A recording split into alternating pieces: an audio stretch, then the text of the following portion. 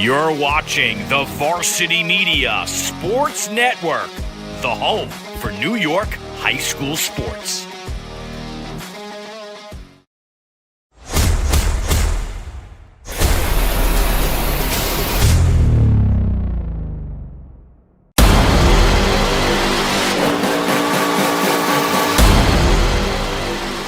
Behind the back! Are you serious? No hesitation on the shot. Ms. Rice feeling it. Make it 3 for 3. And Ciolino, see you later. Here's a chance for Playoffs, and then there's a shot and a goal. Will Sperr will take it all the way. Touchdown Seahawks. The extra look and the goal. A gorgeous goal by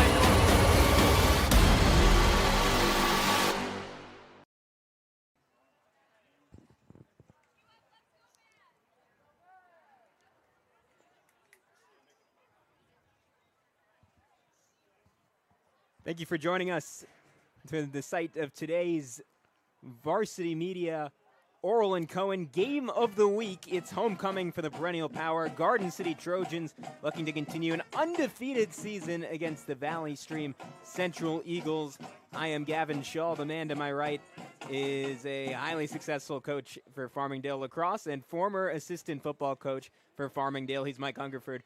Mike, let's get into it. Players of the game, we're going to start off with the Valley Stream Central side.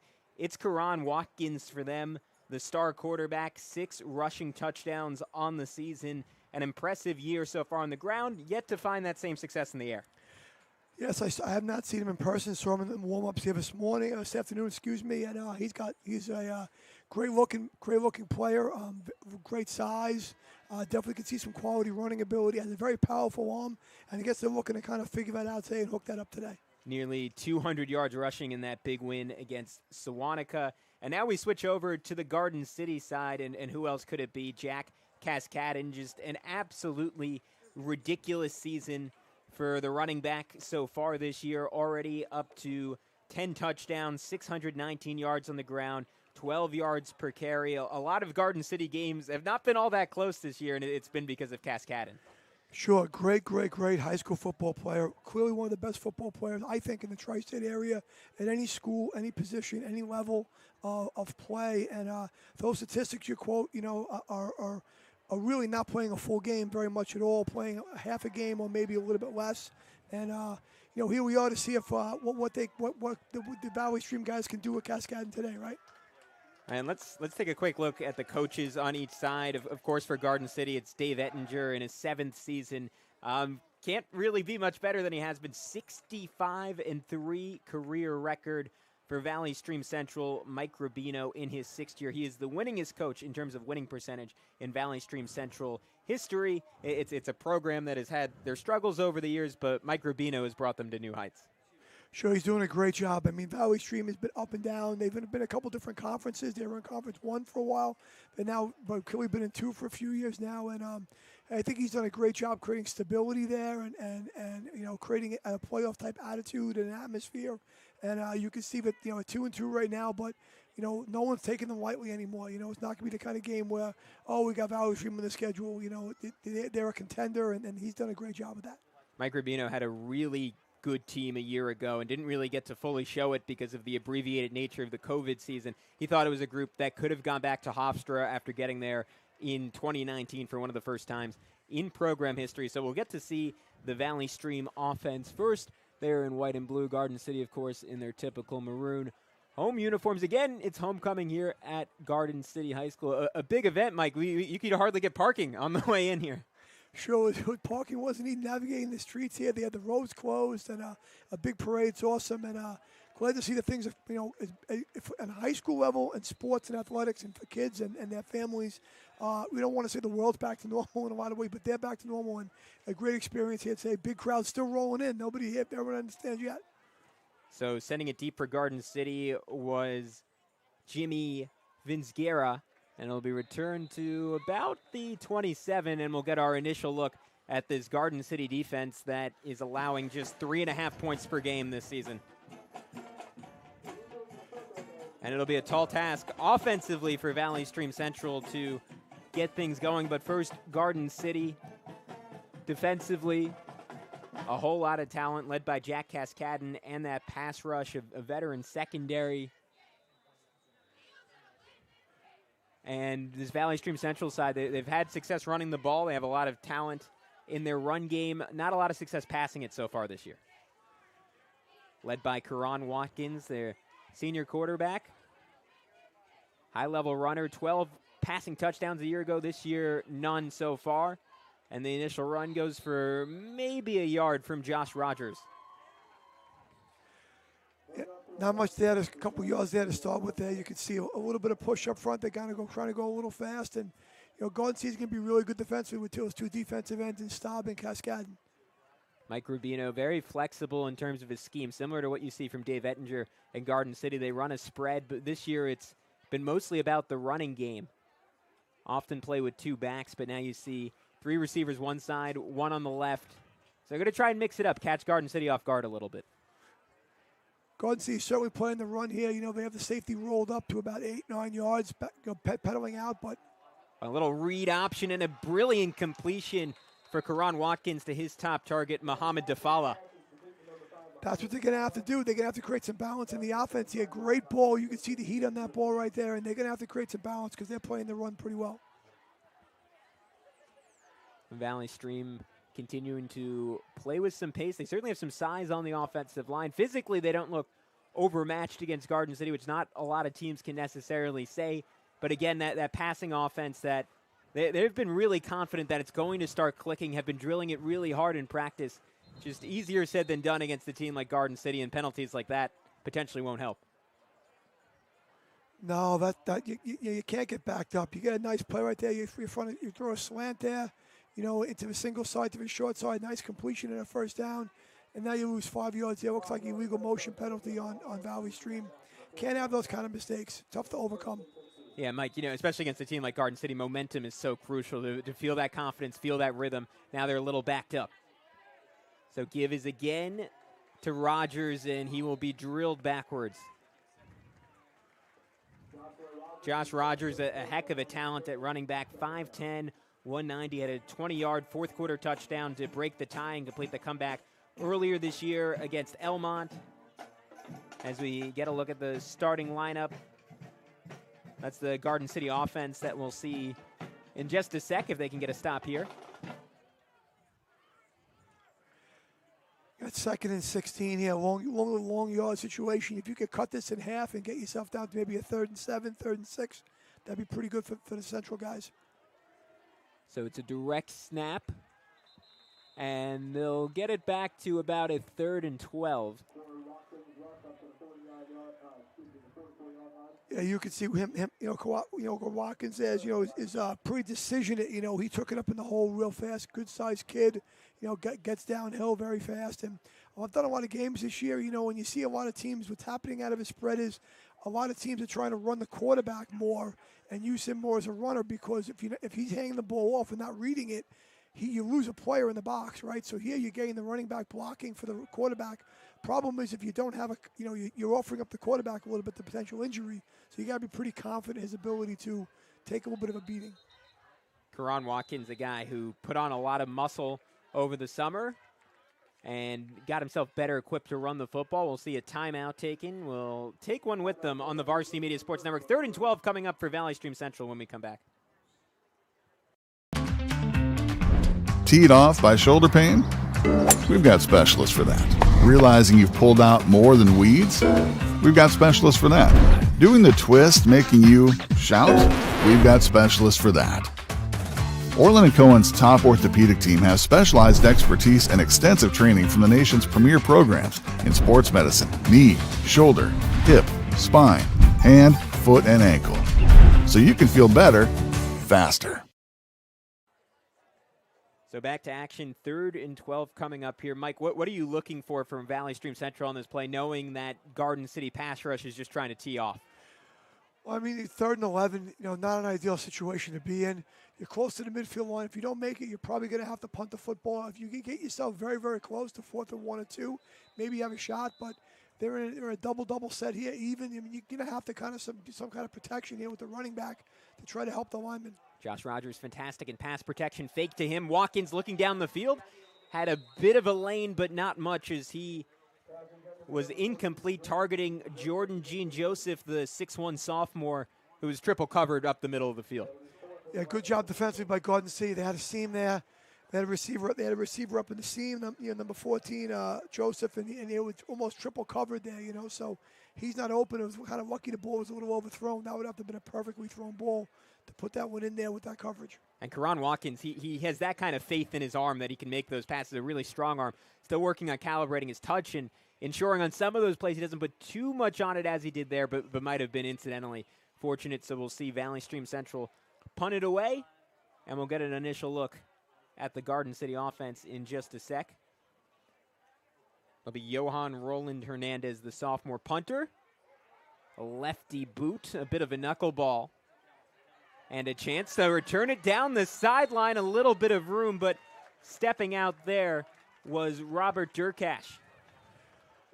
So you had a punt there, and not a very long punt, typical high school, roll the dice. You never know what you may get from most punters. Yeah. And Durkash with a nice play, getting a lot of yards back, and be a good spot for Garden City to start from on the 49-yard line. So positive territory for Garden City on their opening possession. They'll be led by senior quarterback Luke Schmidt, a starter for the better part of 3 years now as Schmidt, primarily a runner. As a sophomore and a junior, he's put a lot of work in to become a better passer at the quarterback position. A little bit of motion typical of Garden City. Give is right up the middle, and a fruitful first down for the Trojans as we get our initial look at Cascadon.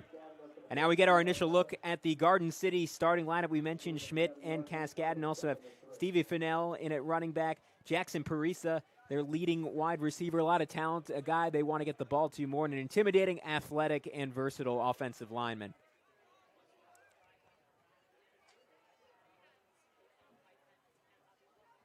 Schmidt rolling right, has a man wide open. And that will easily be a first down for Garden City on the connection that time to Will Peters, the senior tight end. You're right there. You can see that the Garden City guys come out, and they come out in a trips formation into the boundary. Next time they come out in a double tight formation, an ace look with receivers and one back. So we're using a few different formations just to kind of see how Valley Stream will align themselves to a bunch of different formations. They'll stay in the looks like they're staying in the double tight look here right now. Up in the eye right now with a pro left, tight end left formation. So much variety in what Garden City does. And you see the run game, though, the bread and butter in that, the speed and strength of Cascadon as he shakes the tackle on the way out, a gain of about 30. Cascadon's a very tough runner. I mean, big kid, very, very big kid. They lift him at over 200 pounds. And some guys, those numbers are inflated, of what guys weigh and stuff. There is no inflation going on there. What he is all of what his weight on the roster is, and a downhill runner, and out of the I formation there, just a stiff arm. Great job by Cascadon. Before the game, I was getting a chance to talk to Dave Ettinger and I asked, how has Cascadon got better this year? And he looked at me, he's like, got better? It's pretty freaking good a year ago. And apparently he's maintained that form. Cascadon again, following his lead blocker, probably the best defensive play we've seen from Valley Stream Central as they hold him to about 3 yards. The flag flies in, though, so we'll see which way that leads. Could have a hold there. Looks like they were bringing two linemen around there, running the guard tackle, GT play there, made famous recently, brought back a little bit by Oklahoma. Has been bringing that back, and looks like we have a hold or an illegal block here. I didn't see which one. Let's take the extra time to get a look at what Valley Stream Central is bringing defensively.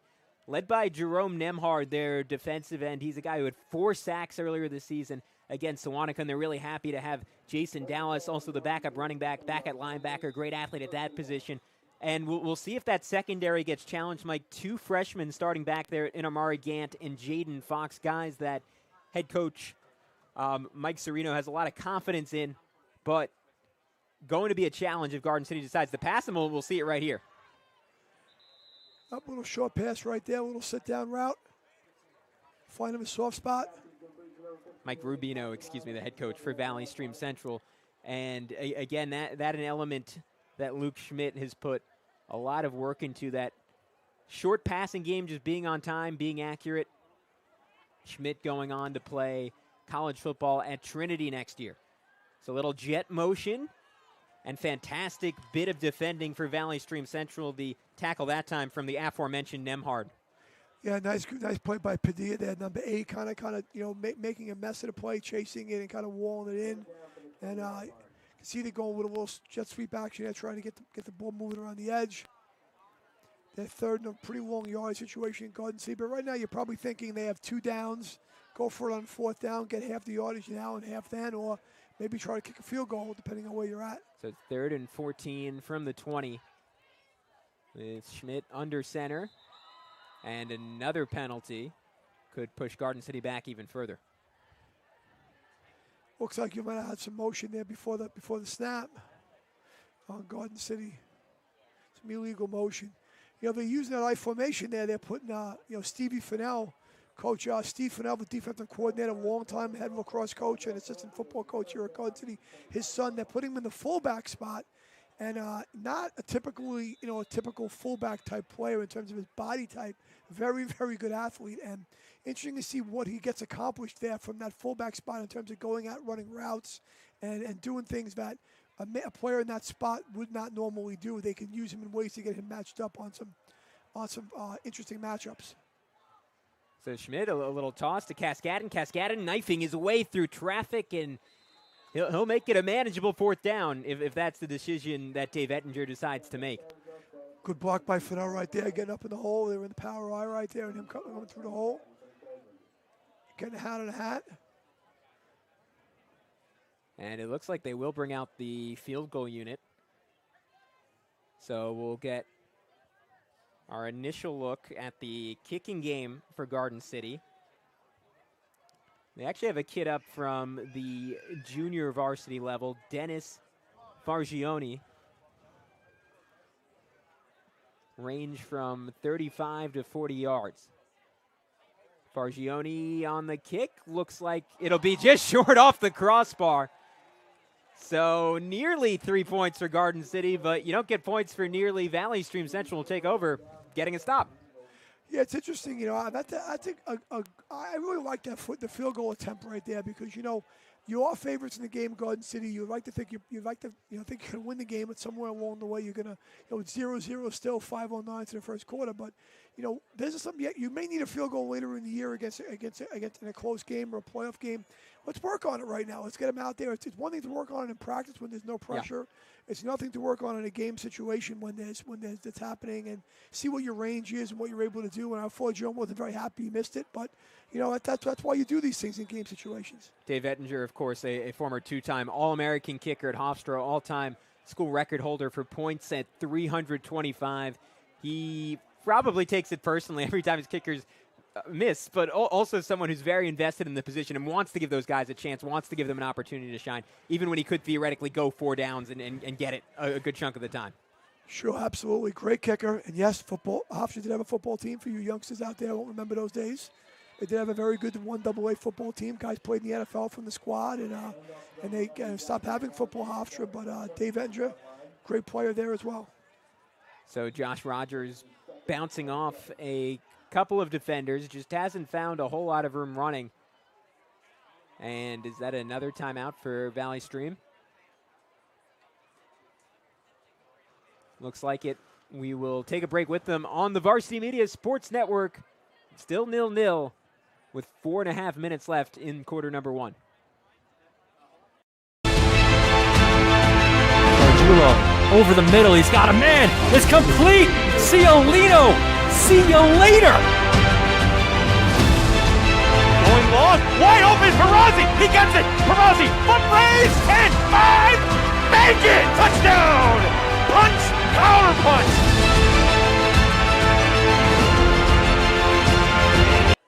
So back to action on the Varsity Media Sports Network, 2nd and 7 on the 24 for Valley Stream Central. Again, Gavin Shaw alongside Mike Hungerford.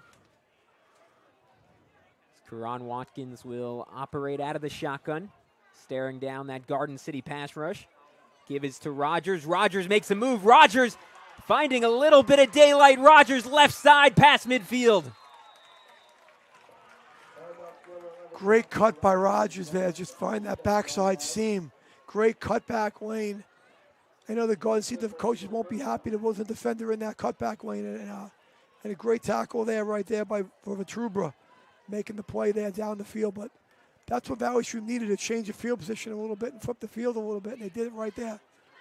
And how about the interior of that offensive line for Valley Stream Central? Ezekiel Moisey, number 77, a 325-pound sophomore, making his first start, getting a big block there. Hamza Chowdhury, the veteran at center. Chance William, Jerome Nemhart at right tackle, all making that run possible against this Garden City defensive line. As Watkins fumbles, that could negate all of it. Watkins able to dive back on it. But nearly disaster for Valley Stream Central. We talked about it last possession. You have a good play, you have a penalty. This time you have a good play, you have a fumble. Yeah, you can't have the one step forward, two steps back kind of a deal if you're going to play with Garden City. They take advantage of plays like that, and I think that snap was certainly off from where the quarterback was. He had to reach over and get it, and couldn't come up with it. It kind of lay there on the ground, kind of motionless, and luckily enough for Valley Stream, they were able to fall back on top of it. But that's a pretty good loss. Now we have second and 14. Valley Stream Central, again, they're showing more wide receivers than they typically have throughout the season. Rogers trying to replicate his effort, shakes the initial tackler. Now he bursts through a lane, fighting through traffic and picking up about 9. That was a great cut right there by Rogers, and he made Jack Cascadden miss, which very rarely happens. Cascadden coming off the edge unblocked and doesn't make the tackle, and he made a miss. And I don't think it was Cascadden missing as much as it was Rogers making a miss. Rogers, again, a heck of a talent at running back, but also academically a 96 average, all AP classes. I believe heading to play college football he hasn't decided yet, but will play college football eventually. Just a junior, heck of a talent. So now Karan Watkins will get an opportunity, trying to go right side and nowhere to run as he gets chased down that time by Brendan Staub, one of the better athletes on this Garden City roster. And that's saying something. They're full of great athletes, but Staub, a guy that Dave Ettinger says, he could play running back for us, he could play wide receiver, he could play tight end. We just like using him on the line. Sure, with Staub, what you get Cascadden at one defensive end spot and Staub at the other, and two great athletes, and they kind of bookend the ball, and they make it really difficult to run wide, and they're difficult to block. Cascadden a little bit bigger than Staub. Staub's a good-sized kid, but, they're so athletic, and just, you can't keep your hands on them. They fight all blocks. Right there, they tried to double him, and he didn't get blocked. John Roland Hernandez trying to get this punt off. He's able to. Certainly better than the last one, but it sets up a bit of space for a return. Not going to be too much gained on that one for Jackson Parisa, excuse me. Because getting that ball fielded is important, though. That would have been one of those hit and roll type balls that would have rolled down probably inside the 20 to 15, gained a little bit of extra yardage here for Garden City, but they were able to field it and save some yardage right there. So we'll see if Garden City can get the ball moving here a little bit like they did last drive. They kind of stalled out a little bit, but you see both teams are getting stalled on kind of like their own mistakes so far a little bit. Do you agree with the decision to punt there, kind of in no man's land? No, you're probably not going to get more than 20 yards. Obviously a 4th and 8, though, so not automatic by any means. I think when you're playing Garden City at Garden City High School on homecoming, you got to make them go the distance. Anytime you can make the field longer, you have to make the field longer. You can't make it shorter, and you can't give them momentum plays. Luke Schmidt again and give to Cascadden. Cascadden will stumble forward for a couple. You'll see Garden City run through about 5 or 6 running backs every game, but it's not because they don't rely on Cascadden. It's just because they've blown everyone out so far, so they haven't really had to. But if this game stays close, you could see Cascadden get a really significant workload. Sure, I think anytime the game gets close, you're going to get a heavy dose of Cascadden, and obviously a two-way player like a lot of great high school players are, and you're going to get a lot of him. Luke Schmidt skies that one up wide open, and sprinting down the field was Michael Fargione all the way in for 6. Great job by Schmidt recognizing there was an alignment error by Valley Stream, and he was completely uncovered. No one came out and covered him. I'd like to see that replay a little bit if I could, but I kind of missed it myself. It looks like he was uncovered and just wide open. And I think the hardest thing to do there if you're Schmidt is not throw it too hard or throw too much on it, or, oh my God, he's open, and throw something that's, too much juice on it, right? He couldn't have thrown that ball any softer. That was wonderful. It was almost a fly ball. I need you to catch this, and then whatever happens after is fine. So a season-long completion for Luke Schmidt, a season-long catch and run for Michael Fargione. And Garden City gets on the board. A 7-0 advantage. We'll take a break. You're watching the Oral and Cohen Game of the Week on the Varsity Media Sports Network. Now is the time to promote your business on our broadcasts. Now Farmiga will fire and find the back of the net. Top of the key, 4-3, good. With viewership in the thousands, your company will get the local attention it needs. Best of all, we offer affordable rates. High school sports online audiences are growing. Take advantage by advertising with Varsity Media. Hands off, 3-point shot is up and in. You back him back 3 yards, it doesn't matter. Touchdown, Freeport. Contact us today, 516-403-2050, varsitymedia.net. So Garden City gets on the board first, a 7-0 lead courtesy of approximately a 65-yard touchdown pass from Luke Schmidt to Michael Fargione. And we were talking about going into the break. Valley Stream Central, by and large, a fantastic job defensively. But then you have one breakdown like that, and all your efforts feel like they went to waste a little bit. Sure, it seemed like to me they were going to get out of the first quarter 0-0. And they weren't really buying into their role as the homecoming squad, right? Yeah. And now all of a sudden that alignment play happens, and you kind of have to, I think if you're the Valley Stream coaching staff, you got to say, all right, take a deep breath. We didn't think we were going to shut them out. It's take a deep breath and just move on. And we made a mistake, and they took advantage. And let's go back to where we were 3 plays ago, right? There was a mistake. There was an extra point and a kickoff. Let's get back to where we were 3 plays ago. And again, this is the Valley Stream Central side. This is something of a rebuilding year. A lot of young players, only have 6 seniors on the roster, coming off a 29-0 loss over New Hyde Park. But according to their head coach, I mean, you talked to Mike Rubino. He said, sometimes that could be an advantage being so young. These guys almost don't know when to be afraid of a Garden City. They're not really fazed by anything right now. And we're going to see that if that holds true right now. Sure, absolutely. We'll see how this game progresses. They can hang in there with them or not, So that wraps up quarter number 1, a 7-0 lead for Garden City. Again, you're watching the Oral and Cohen Game of the Week on the Varsity Media Sports Network. We'll be back for quarter number 2 in just a sec. Not feeling the love after your last tennis match? We've got specialists for that. Running for the train, derail your knee? We've got specialists for that. Diving after that grounder, leaving you grounded? We've got specialists for that. Orland & Cohen's top orthopedic team has specialized expertise and extensive training from the nation's premier programs in sports medicine, knee, shoulder, hip, spine, hand, foot, and ankle. So you can feel better, faster. So there's a look at the Garden City huddle, a successful and simple offensive possession for Garden City to get the first 7 points of this one. We've seen the run game from Jack Cascadon, and they really haven't had to throw it very much all season, Mike. Luke Schmidt averaging just 42 yards passing per game. But we saw the recognition there, a missed assignment, and Schmidt just taking full advantage of it. Sure. I think they have the ability to throw it. They just haven't had to throw it. And, it's something that, no doubt, at the end of the season, if they need it in the playoffs or against a team that game's tight, they'll be able to get it done. So again, a 4-wide look, 3 to the near side for Valley Stream Central as Karan Watkins will give to Rogers. Rogers trying to shuffle his way for a couple, but only gets about 3. See the advantage of having a player like Staub there, as you can see on the boundary here. He was walked away from his normal DN spot, and he's playing like a walk-away linebacker. And, how athletic he is being able to do those type of things.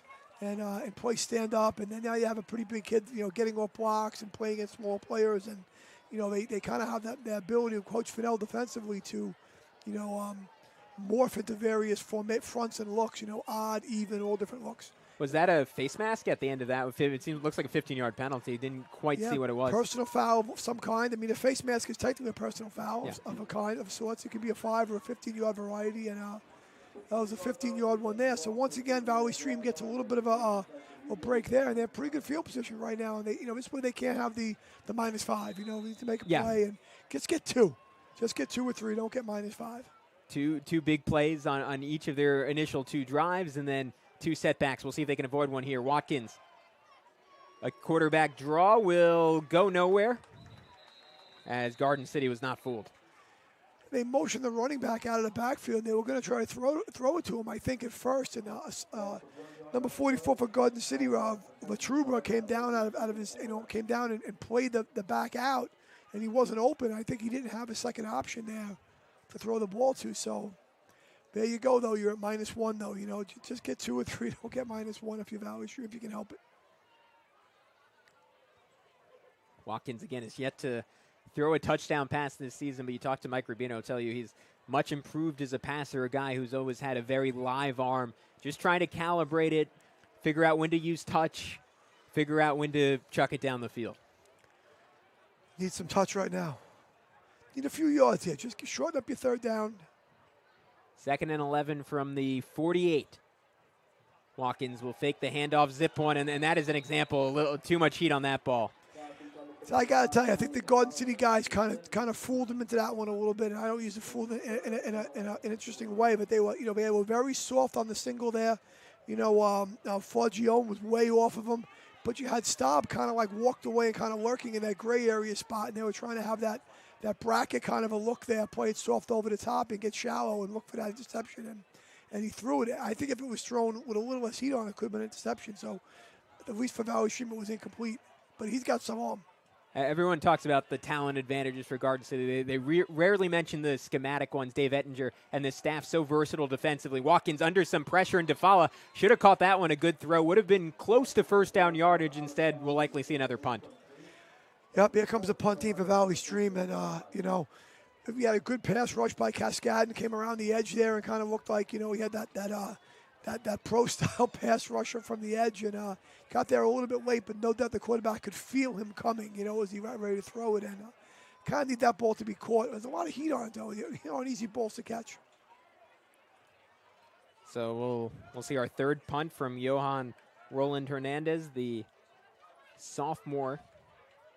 2nd one was a lot better than the 1st. 3rd one somewhere in the middle, but a whole lot of room to return it up the sideline and stepping out. They got lucky that there was a step out there. If not, we could have seen Robert Durkash still running. I love what Garden City's doing there. So what they did was they put 3 players back, right? They had a left, right, and a middle, and they had 3 returners back there. And their decision when they do something like that is not very typically done. You don't see it in TV games very much, but, in the college and the NFL. But what you see in high school is where's that punt going? You don't really know where it's going to go. But we're going to put 3 guys back there, and it's going to get fielded, and we're going to run around with it. And that's maybe another schematic thing that possibly they saw something in a film where they felt it on punt return by putting 3 guys back there, they could get some yardage. And, special teams are the hidden yardage of the game right now. And you can see the Garden City get the ball on the 50-yard line again. They've still been stealing some yards in the punt return game.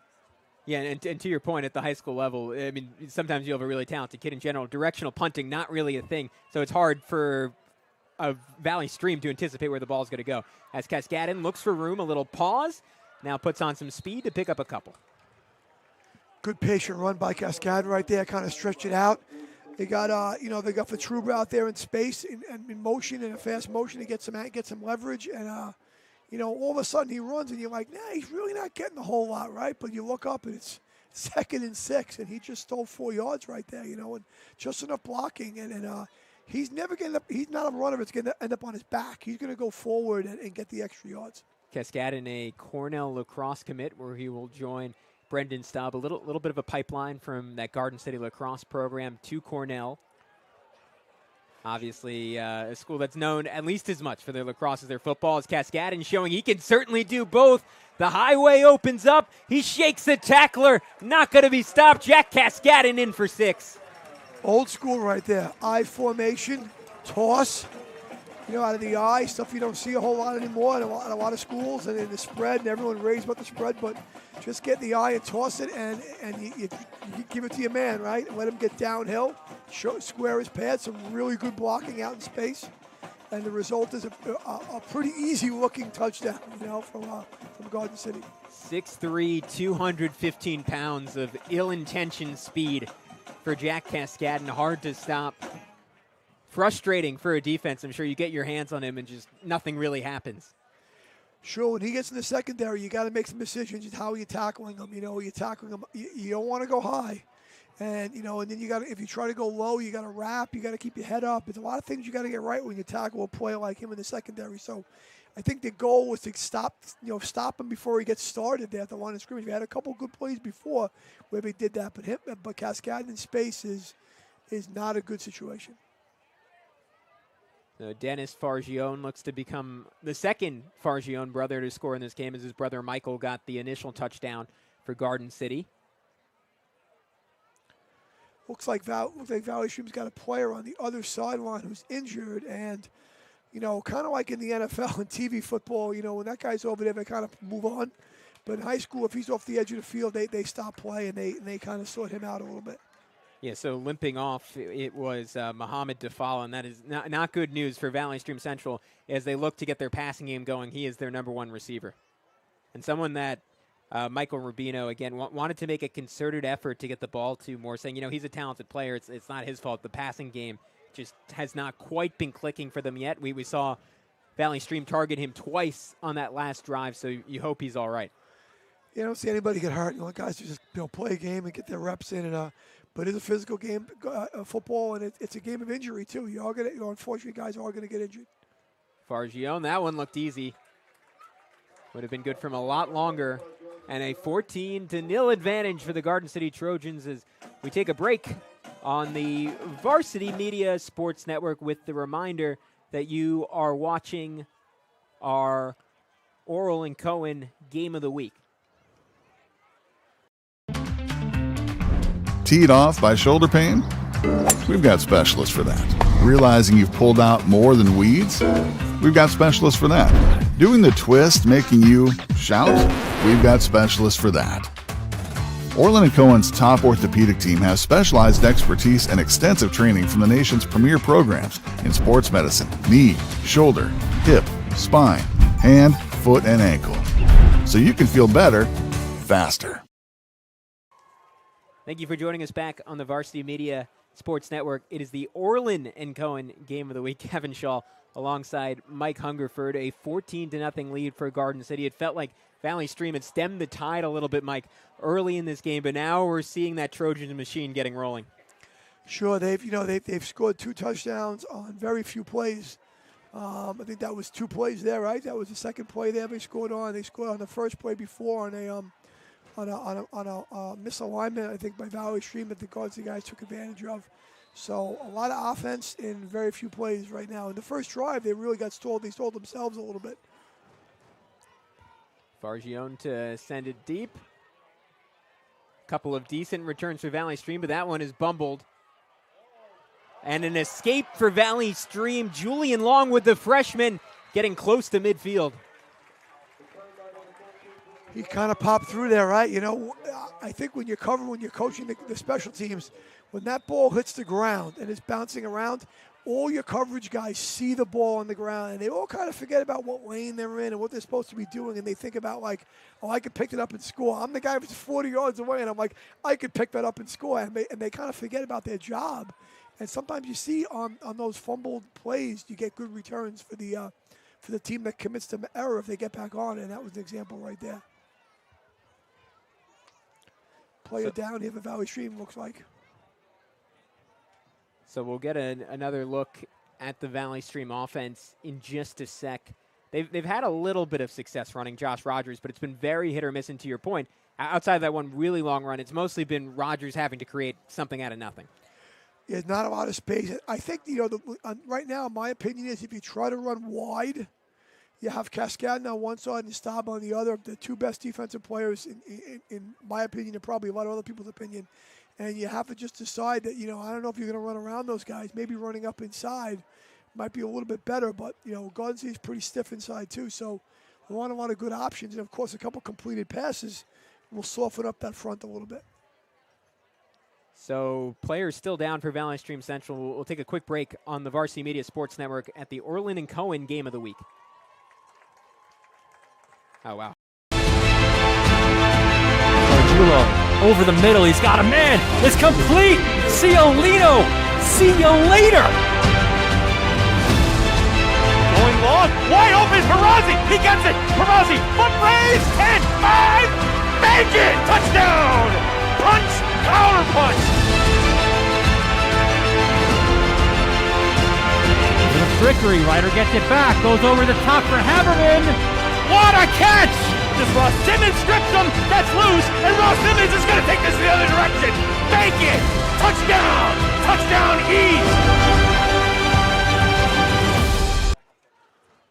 Thank you for joining us back on the Varsity Media Sports Network. 1st and 10 from the 45 for Valley Stream Central as Watkins zips one in, an absolute bullet. Flag comes down. Catch was from Jordan Jean Joseph, the sophomore wideout. I think you might have a hold here or a lineman downfield. And that's sort of been the story of the game for Valley Stream Central. 1 step forward, 2 steps back. Again, you have a young team. You're taking on perennial power in Garden City, a fairly veteran edition of the Garden City Trojans. It's hard. You cannot afford any of those mistakes, and we've seen quite a few of them so far. Yeah, wow. So yeah, it was a whole 10-yard penalty. You just have those mistakes, and the mistakes are a little bit because maybe a little bit of nerves, or a little bit because the Garden City guys are forcing you to make mistakes. They're pretty good, and the offensive mistakes, you're holding plays like that. Are players trying to deal with other players, you're blocking them and stuff that are pretty aggressive and pretty hard to block. So, not easy. Watkins will try and make up for it. Rogers reversing field, and he gets taken down by Brendan Staub. That was a clean tackle. He cut that one back at the point of attack. There wasn't a lot of running room, and he cut it back, and there was Staub kind of waiting, in the backside cutback lane before they kind of didn't have that lane covered. And Staub cleans it up with a nice tackle. And you can see that's why he's an all-along on-level player, Brendan Staub. Yeah, we mentioned a guy who can play a number of different positions. As you see the little shift along the defensive line for Garden City. There's a lot of interesting stuff they do tactically. So much versatility and variety baked into their defense. Watkins looking left, not coming off his initial read. Now he does a Hail Mary over the middle and just a little long for Muhammad Dafala. Good to see Dafala back out there, though. He was the injured player last possession. He looked for something a little shallow, and the Garden City guys, interestingly enough, they went to that down. They went to a 3-man line. They dropped Cascadden off into a walkaway position, and he played like a linebacker, which is really kind of what in college, you're probably not going to be really he's going to be a lacrosse guy, but if he was going to be a college football player, he'd be a linebacker or that type of a player, in college, and he walks away very athletic, and so they're changing up their looks and everything, trying to confuse the Valley Stream offense a little bit. And Watkins had a little bit of room there. If that ball was on target, maybe the play of the game, play of the season so far for Valley Stream Central. As is, they face a 3rd and 20 from their own 35. Snap is a little low. Watkins just has to chuck it up down the sideline and nothing doing. Picture perfect coverage from Garden City. A little bit of pass rush there. As you got to him just as he's about to throw the ball. Seam route, they had a seam and he had a sideline route, verticals, and couldn't really hit any of them up. And well, the other problem is the problem that's happening now is that the clock is stopping, right? So you throw through incompletions. And one thing I felt last week was I covered the Massapequa Oceanside game. The Massapequa guys did a great job of running the football and shorten the game a little bit. Yeah. They gave a very good offensive team at Oceanside a little bit less clock time. And now the clock's been stopping here a little bit, and you got to give them a little bit less clock time. Wanted to note it was Jack Archer who had fantastic coverage there. Wow, what a catch on the punt return for Jack Parisa as he goes out from the 43. But you mentioned it earlier, Mike. It's small plays like that, the ability to catch that ball. That saves you 15, 20 yards potentially. Sure. I mean, the punter it looks like he's a little unsure where it's going to go when it comes off his foot. And, it's not like when you watch college football in the NFL, that ball comes a shot out of a gun, it looks like, right? It's in the air. It's actually pretty easy to catch in a lot of ways because it goes straight and And if a guy's that level, it's a little bit easier. Here, high school football, it can go anywhere. So putting 3 guys back could be, it's a pretty, it's not a normal technique you see in a lot of games, but a very, very good technique.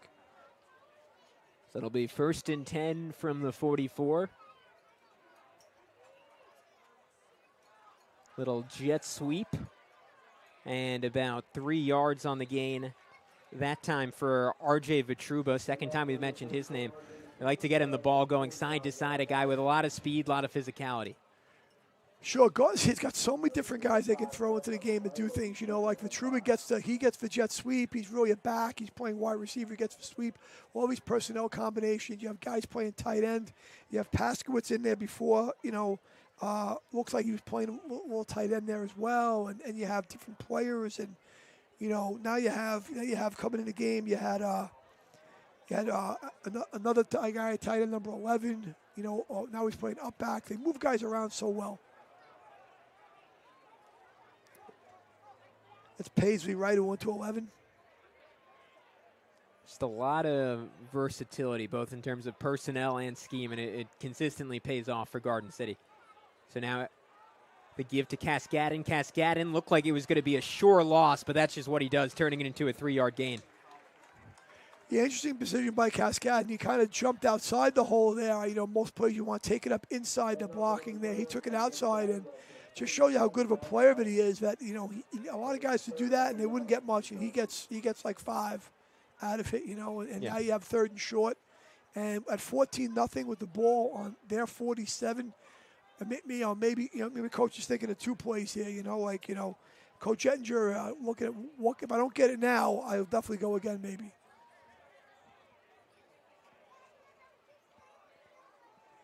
So officially 3rd and 1 from the 47. Cascadin, easy running for the first down. And we haven't really had much of a chance to highlight that offensive line that makes everything work for Garden City. Brendan Staub, Rowan Stetson, big guy, TJ Krieg at center, Andy Cruciello, and Sawyer Olson, who's another incredible athlete, similar to Staub, a guy who on another team in another context could probably play just about any position on the field, but they take those great athletes, those great big athletes, turn them into offensive tackles, and it tends to pay dividends for Dave Ettinger. Sure, I think they use guys who are a little bit, may not be a 230, 240 guy, but they're so athletic, and they can block on the edge so well. It's just such a good decision by Coach Ettinger. And Garden City just running the ball, but that time Valley Stream Central on top of it. Stevie Fennell, not much room to work there. Fennell, a guy who was injured most of the season. Last week was his first full game, had 91 yards, 8.5 yards per carry, and a touchdown in that one. So someone who's just sort of getting into rhythm, getting him going as a compliment for Cascadin. Sure, absolutely. It's you can't have one guy anymore. When you get in those big games where the opposition is giving you a tough go, you're going to need a running back too a little bit. 2nd and 9 from the 43. It's a fake jet sweep, and then it's kept by Schmidt. Schmidt dancing, somehow staying on his feet, and now spinning down near the 1st. Interesting play there. I don't know if Schmidt, that's a read play or an RPO type play where he has a decision to give the ball or pull it, but a good decision to pull it and keep it himself and get a bunch of yards. And you mentioned it at the opener, but he's more of a very good runner, and you can see his running ability right there. And he's a good-sized kid and gets downhill. And another guy difficult to tackle, right? Yeah, Schmidt, we noted, big kid, 6'2", 200 pounds at the quarterback spot. And he's all of that too. These guys, they don't have the crazy inflated numbers on the roster like some guys do in terms of heights and weights. They don't need it. No. And flag flies in, maybe a bit of an early start for Garden City. We always say about homecoming, right? Like the man I coached many years with, Buddy Krumenacker, would always say it. He would always warn the kids about homecoming. He was always wary about homecoming in terms of it's everyone's homecoming. It's all the kids in the school's homecoming. It's everyone's here for homecoming, but it's still our football game, right? And sometimes it's easy to get distracted with homecoming. And I think what you see is, it becomes easy sometimes to make a few more mental errors and a few more mistakes at homecoming because there's a lot going on in the periphery, maybe more than would be going on in a regular week. Definitely in school.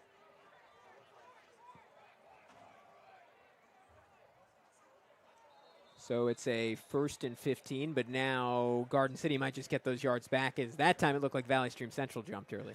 Sure, good job by Garden City using the snap count to their advantage, right? We're going on a hard count, and got to get the Valley Stream guys, so they just trade those yards right back. And we're back where we were before 2 plays ago. So clock stops at 5:11, back to 1st and 10, ball on the 39. Or excuse me, the 34 now, I should say. Yeah, I think when Valley Stream goes back, they're down 14-0. If nothing would have changed, they'll lose the game if we ended the game right now, right? And when they watch the film, I think the coaches, one thing they'll point out to their guys, fairly young group, you said, right? Fairly young team, and they'll point out is that those are the kind of mistakes when you're playing the best team in the conference and one of the best teams on Long Island in the state of New York. You can't give them free fives. You got them on 1st and 15. Can't give it back. Luke Schmidt with 3 backs in the backfield will instead throw, but fell as he threw it, and it was an opportunity for an interception there for Amari Gant if he had kept his footing. That was interesting. It almost seemed like Schmidt was taken down by the turf monster. Yeah, he had a really good route. Receiver ran an excellent route. That was Parisia running that route. That was a really good route. He was open by a lot, and the Valley Stream guys were kind of looking in the backfield and not really covering. It looked like, and I think he just had a little more on it. He almost threw it like Parisia was going inside, but maybe that was the pressure. I was kind of watching the receiver more. Yeah, than the it seemed like myself. he stumbled as he threw it. So now Schmidt looking to throw again. They set up a little screen. Back to Parisa. Parisa makes a man miss. Parisa still going. 10 pushed out at around the 6. A fantastic catch and run for the leading wide receiver for this Garden City side, Jackson Parisa. Ball's that's going to come back on. Looks like a block somewhere, but I love that play. You take your guy Cascade and you motion him in one direction. It look like you're going to go screen on one side to him, and you throw it back to the screen, to the short side, to the wide receiver screen. What a great play call. And it looks like you might have a penalty there, but it's not coming back, I guess. Parisa, the fastest kid on the entire team, according to Dave Ettinger, and the one with the best hands. They think he has a fantastic future at the wide receiver spot. Just hasn't had a lot of opportunity this year because they really haven't been in situations where they've had to throw the football. We noted it earlier, but Garden City just ridiculously dominant so far this year. Opened the season with a 50-0 win over Baldwin, 34-7 over New Hyde Park, 41-0 against Cary, and then last week 41-7 against Long Beach. So another fake. Schmidt looking at the throwback, has a man back of the end zone. Easy money for Luke Schmidt and Garden City as he connects with Will Peters for the touchdown. I saw that play a few weeks ago. I was here for the opening day over here against Baldwin, and they ran, I think, almost the exact same play for a touchdown. I love it. The little play action. Everyone gets sucked up by maybe giving the ball to Cascadden. You know, if you don't come up and play Cascadden on the fake, you're out of your mind, right? Because he otherwise going to run you over. So everyone rushes to the box, and a little play action. That little play action gives him time to get across the formation. And what a really, really well-thrown ball by Luke Schmidt. Great touch on it, similar to the touchdown to Michael Ferrone, where he didn't really make it much of a challenge for his wide receiver.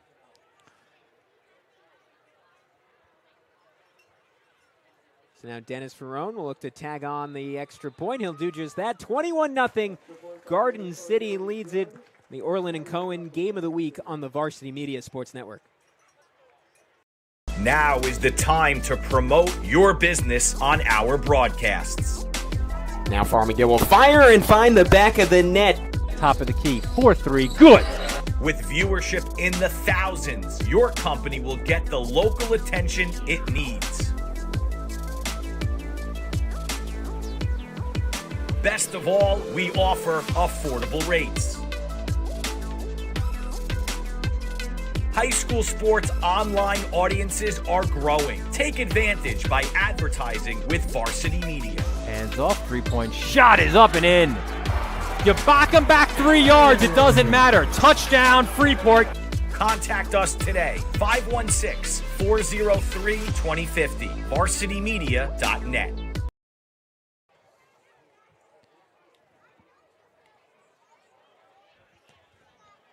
And we're back to action on the Varsity Media Sports Network. A 21-0 lead for Garden City over Valley Stream Central.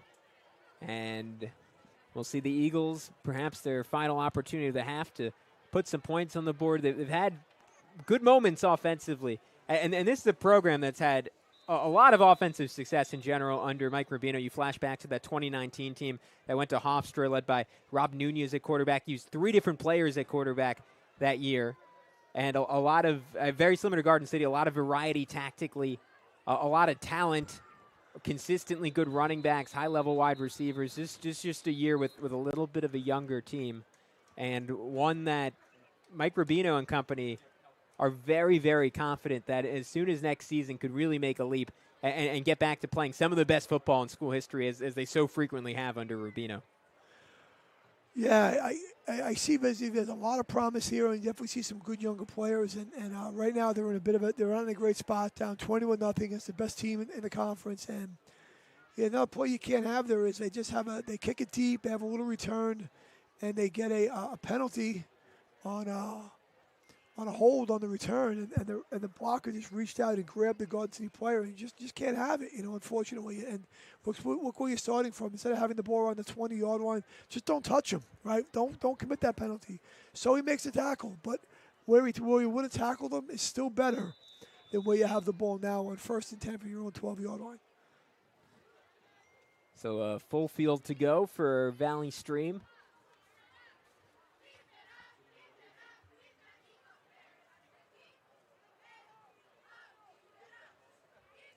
Rogers, a bit of space, couple of nice moves, and drags a few maroon jerseys for a ride. A first down and more for Josh Rogers.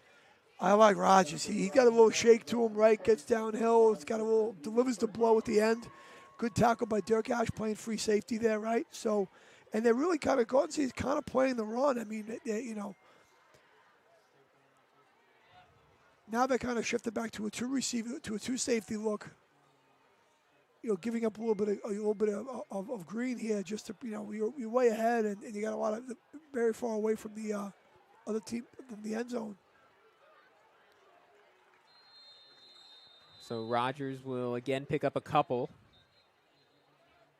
Rogers, we mentioned, a really high achiever academically, someone who's improved a lot over his first couple of years here. They were bummed that last season they thought he could have played a big role, but needed to have a piece of bone removed from his foot, so had surgery, missed all of last season, but has really come on and turned himself into one of the better running backs in Nassau County this season, and someone who is on track. I mean, already having a big junior year, but could have a really big Jack Cascadden type senior year if everything keeps going the right direction for Valley Stream Central. We actually haven't seen a lot of the other running back, Jason Dallas, who we mentioned just got healthy last week, 6'3", 210 pounds, also a key part of this ground game for Valley Stream Central. Mike Rubino, I think it's interesting, and Mike, you could comment on this better than I could, how he runs his program. He was someone who had a lot of college experience, a former assistant coach at Nassau Community College, and he implemented some of those practices at Valley Stream. They go over film, and they send each player's grades for every single practice, and they try and keep practices very efficient to 2 hours. They try to do extra work during the offseason. I think 4 training sessions a week, he was telling me, and it certainly paid off. This Valley Stream program, typically or historically, not very good. They've been consistent under Mike Rubino. Sure, great job. It's got to find what works in your program, the things that work for the kind of kids you have in your school, and not every school's the same. Oh, and Watkins, a good amount of room. Fantastic job by his offensive line, blowing up the Garden City defense on that right side. It was Chance William and Jerome Nemhard, and that's a first down for Karan Watkins. This is really nice for Valley Stream right now. They got 2 first downs so far. They're on their own 12-yard line, up to the 39-yard line. Haven't had a negative play yet, right? A few very good, very positive plays, and using some clock. If nothing else, get to halftime 21-0. Don't get to halftime 28-0. Find a way not to let that happen if you can. Or 21-7. Watkins a give. This one blown up from the get-go. Oh, did Watkins keep it? That was a strange play. Looked like the running back had it, and then all of a sudden you see Watkins emerging out of the pack with the ball. I was pretty much convinced he had it. Maybe I'm fooled too. We're all fooled. Who Did knows? the officials blow that dead preemptively because they thought the running back incorrectly had the ball? They might have, and listen, that officials are human. They make mistakes. I mean, as much as I stood on the sidelines and still stand on the sidelines, and I complain. At the end of the day, but they're all like, everyone's the same, and everyone can make a mistake. It's happening very fast in front of you. The benefit of replay in the NFL and in college is not in high school, and it's very, very fast. And I think he tried to pull that ball, but the Garden City guys, their answer to a little success in the running game was, we're going to blitz. And they were bringing extra guys there off the edge, trying to calm the running game down, get them in a loss. But you can still see the frustration from Mike Rubino. I think that is what happened. He was ready to have a big play as Watkins, who he said perhaps his greatest strength is in those RPOs and is really good at making those reads. Watkins pulled that ball very, very late, and it fooled Garden City. It fooled the officials. If not, Watkins might have still been running down the field. Sure, Watkins in the open space is pretty tough to deal with. Now they give to Rogers. Rogers powering forward, but only about 2 yards worth of running room. All right, the clock keeps running, though, for Valley Stream's benefit. I don't know how many timeouts they have left. I think they have maybe one left, or maybe you might have used two. So a timeout. We will take a break with them on the Varsity Media Sports Network. Again, you're watching the Orland and Cohen Game of the Week. Are you settling for a boring live stream? Can't see the players' uniforms? No audio? Camera not following the action? Consider a live stream broadcast with Varsity Media. Our announcers help tell the story of your game. Goes McCarthy. He's got. He's in. Touchdown, Farmingdale. We feature multiple camera angles, guaranteed to capture all the action. Touchdown, Oceanside. Plus added features like graphics, instant replay. Yeah, the shooters are going to shoot here at Bethpage, and one of many threes on the day. Interviews, and more. It's your time to shine. And with Varsity Media, now you can. Contact us today and book a live stream broadcast with Varsity Media. Online at varsitymedia.net or by phone 516-403-2050. Back on the Varsity Media Sports Network is Valley Stream Central looking to drive, tack on their initial points of this first half, or at the very least keep the ball away from the Garden City offense. Watkins hit as he threw it. An incomplete pass as he took quite a smack from Jack Cascadden as he released that ball. You can see there the Garden City guys came out with they used a timeout. They obviously coached a little bit, and maybe, I don't know if they're trying to save clock and get the ball back, or they're trying to make adjustments, but they went with a three-man line, and Cascadden inserted himself late on a little delayed blitz, and was unblocked, and all the linemen were engaged on his side, and he got to him. What they called there was they called a lateral there. They didn't call an incomplete pass, that was a lateral, and they lose yardage there. Wow, so loss is 7. Now 3rd and 13 from the 36. That obviously makes a significant difference in what Mike Rubino can do here. No doubt. You got to be a little careful here, though. Watkins immediately under pressure and just dumping that ball off, or Cascadden would have had a sack. Great inside move by Cascadden right there, coming off the ball, jumping inside, and getting right. You can see the speed and power he plays with, and wow, I mean, it's a very minor thing. You won't notice it a lot, but that's a great play by Cascadden, forcing that incompletion.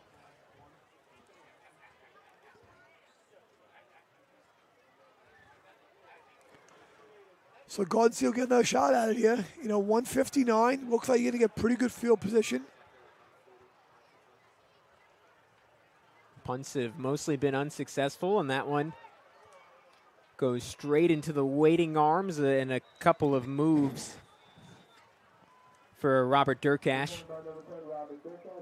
As Garden City will have 1:50 to go less than half the length of the field and tack on some more points. And where do you think, Mike? I mean, maybe it's obvious, and it's just the talent of their running game and all the different threats they have. But where have you seen the success come from Garden City so far in this half? Well, I think it's a bit of some big plays mixed in with some they'll be having consistency, having plays that continuously work. They've run a lot of different stuff. They've thrown the ball some, they've ran it. I think it's just a mix, right? I mean, right now, offensively, their play calling is ahead of the Valley Stream defense in their play calling. Just as an offensive coordinator, you kind of want to stay ahead, and between formations and plays, they're a little bit ahead.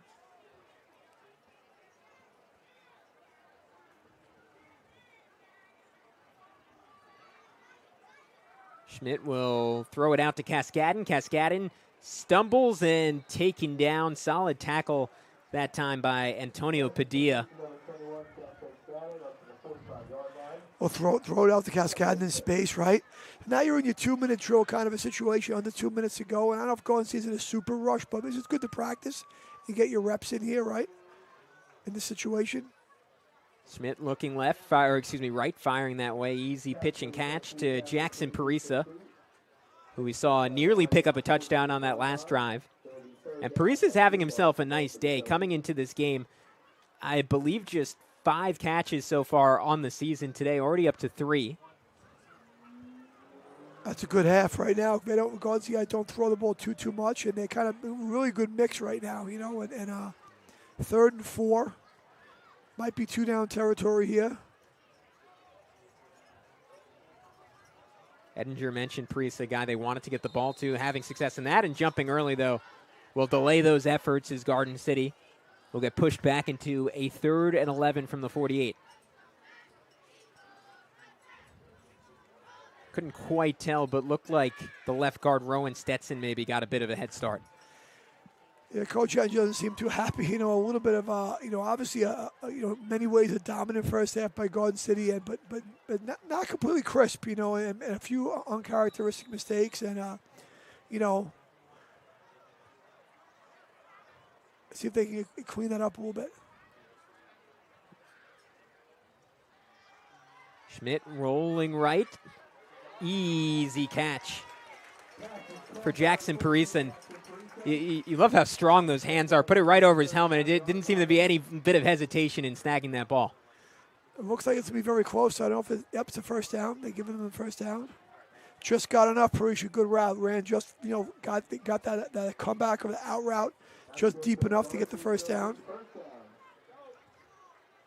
Mike, I don't know if you agree with this, but I feel like you're really starting to see the maturity of Schmidt at quarterback as a third-year starter. Doesn't really force anything, and with the talent Garden City has, he doesn't have to, but seems very content to take what the defense is giving him play in and play out. Keep the game simple. Keep the game simple. So a timeout taken with 1:17 to go in the half by Valley Stream. We'll take a break with them on the Varsity Media Sports Network. Now is the time to showcase your skills for the next level.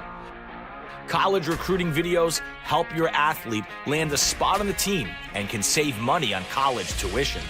Consider a professional video produced by Varsity Media. Our quality film and state-of-the-art editing will help your athlete stand out from the competition. We offer affordable rates and a quick turnaround. Contact Varsity Media today and book a college recruiting video. 516-403-2050 or online at varsitymedia.net. We'll look at the Garden City Trojans sideline. Mike, you were just pointing out to me, Michael Fargione heard on that last play for the Trojans who got that big 60-plus yard touchdown earlier in this one. Garden City, you don't notice it because they, especially at this level, seemingly have more depth than anyone else. They go 1 through 40 year after year after year, but a couple of different injuries. And as your season goes on, maybe this game that doesn't affect you, but it's the kind of thing come playoff time. If you make it to Hofstra, those little hits pile up. Sure do, and they have the advantage, Garden City, of of being so dominant that the guys haven't had to play a full game, haven't had to go the distance very much, and that keeps guys healthy. Is the less wear and tear, right? Right now, it looks like Fargione, number 12, a little shoulder issue, came off earlier before. He's got on the sidelines, looks like some shoulder in a swing. Unfortunate. Luke Schmidt, the give to Cascadin, who fall for about 2. You can see the Valley Stream staff very excited. I mean, that's a good play right there. Whether Garden City's trying to score again or not, that's a pretty good play by Valley Stream. Keeping it. And there's some confusion here again. So another timeout taken by Garden City. 58 seconds to go in the half. Take a break with them on the Varsity Media Sports Network. Again, you're watching the Orland and Cohen Game of the Week. Teed off by shoulder pain? We've got specialists for that. Realizing you've pulled out more than weeds? We've got specialists for that. Doing the twist making you shout? We've got specialists for that. Orland & Cohen's top orthopedic team has specialized expertise and extensive training from the nation's premier programs in sports medicine, knee, shoulder, hip, spine, hand, foot, and ankle. So you can feel better, faster. Back at Garden City High School, site of the 2021 homecoming for Garden City. Quite an atmosphere here, full crowd, great environment, and a lot of generations of fans who have enjoyed a whole lot of success as they've watched these Trojans over the years. Win 8 Long Island championships, 3 of them coming in the last couple of years under David Ettinger. Last season, the Trojans didn't get a chance as there was no game, but they were Nassau champions, undefeated again this season. Just a machine at Garden City. You plug in new pieces every single year, but it feels like David Ettinger has taken it to a level where there never seems to be much of a drop-off. No, Garden City football program's been very good for a very long time. The different coaches, I mean, obviously, you know, had a few different legendary coaches here over the years, and he's adding himself to that pantheon of coaches, and there's no drop-off. There's just new players, and someone else rolls along, and they're pretty good too. David Ettinger first coming to the school, 1999, worked for 6 years as the middle school head coach, 10 years as an assistant, now 7th year leading the program. As Schmidt scrambles, looking for something, jump ball up the field, and a big-time play on it. What a spectacular catch from Robert Vitruba. They kind of had a combo route down here at the bottom of the screen here on the near sideline, and it was covered. It was kind of like a bit of a curl and some type of a combo route. I didn't see exactly what it was, but it was covered by Valley Stream and very well. And just a little bit of making a play, right? A little scramble drill going on, and he goes up and gets it. And you said about the maturity of Schmidt, right? You know, like there's an example there, like, you know, don't hurt your team, don't make mistakes, but we have a penalty. So that one potentially coming back for Garden City. It was a heck of a throw from Schmidt, put it where only his receiver could get it, but it's not going to matter. Maybe an OPI, I don't know, or a late holding call. I couldn't quite tell what was going on there. I'm not exactly sure. The officials found a lot of flags thrown today. They've been very involved. I think they need halftime too. It's been a relatively slow-moving game. Garden City, again, trying to add on to their 3-touchdown lead. It'll be 2nd and 10 from midfield. They would have had the ball all the way down on the 12. Schmidt looking to pass and get it back. Excellent protection. Wide open down the field. And they get it right back inside the 5 is Michael Fargione, his 2nd big catch of this one.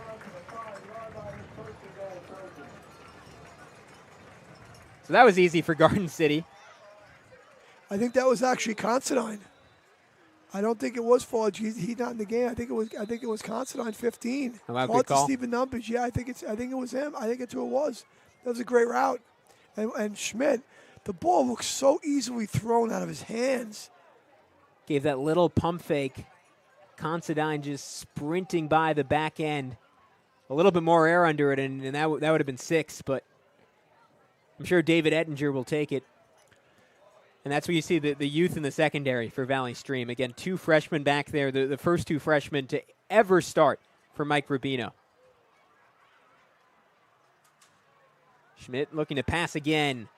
Over the middle, easy does it. And a touchdown for Jackson Parisa, his 2nd of the season, 4th catch of the game, in Garden City running away with this one in the closing seconds of half number 1. Could just see Garden City's ability, right? And they had a bunch of plays down here. We were in a 2-minute drill. It looked like a 20-minute drill for a while. They had a penalty and some mistakes, but they're so talented that when they just get it right, it looks so good. That the last few plays were such good-looking football plays and so much fun to watch. If you like football and you enjoy watching good football, they just do so many things right. And and the quarterback just like talk about easy, just sitting back there and throwing the ball, a catchable ball. Really, really good by Schmidt. Really good. And again, Garden City has not had to throw the ball much this season. Schmidt averaging, coming into this one, right around 42 yards per game, a total of 170 on the season. He's approaching 170 yards now just in this first half. Sure, he's got a lot going on there just in the half. I mean, I think if you're Garden City, it's easy to become complacent and become bored a little bit, right? And I know you only play one day a week and you only play 8 games, and we're always telling the kids that every game matters, every play matters, and it does. But when you're Garden City, I mean, did anybody from Garden City walk on the field and think they weren't going to win? I mean, I obviously believe they're going to win. They're very, very good. So within that framework, how do you stay sharp? What do you do to stay sharp? Well, do some different things, right? Run some different plays, work on some things maybe in practice to keep you sharp. And maybe the call was the passing game was the way to be sharp here, especially at the end of the half. Just feels like throughout every season they add certain elements to their team. They mix in new players. They really work their depth. And Mike, again, you could speak much better to this than I could, but I feel like that's the key to playoff success, is having answers to different questions, having baked-in versatility, having that depth. It's almost as if they're preparing for a final test all year, and they do a better job of that than maybe anyone else in Long Island football. Well, they do it very well, and I think their dominance allows them to do that in a lot of games where some other teams aren't as dominant, they're scratching and clawing just to keep winning, right? And the Garden City guys build in depth. They build in a variety of plays, offensively, defensively, and very, very, very well-coached team, obviously. So ground ball, and Valley Stream Central just has to dive on it for risk of losing it. We saw them have success fumbling a kickoff earlier. That time, not so much. With 26 seconds on the clock, you wonder if they just sit on this, try and ensure nothing bad happens. Or with Karan Watkins in that big arm, maybe you take a shot down the field. Yeah, right now you're in a pretty good hole right now, and you have to get to halftime, and it's probably going to be pretty long. Most homecoming halftimes are pretty long, and you have some ability to coach there, and maybe you just take a knee or run a running play and get to halftime and try to regroup a little bit of your Valley Stream, and it wasn't like you were played so poorly. It's just that Garden City hooks up some big plays, and every time your eyes are in the wrong places or you're in the wrong place, you're gonna have a problem against a team with this ability.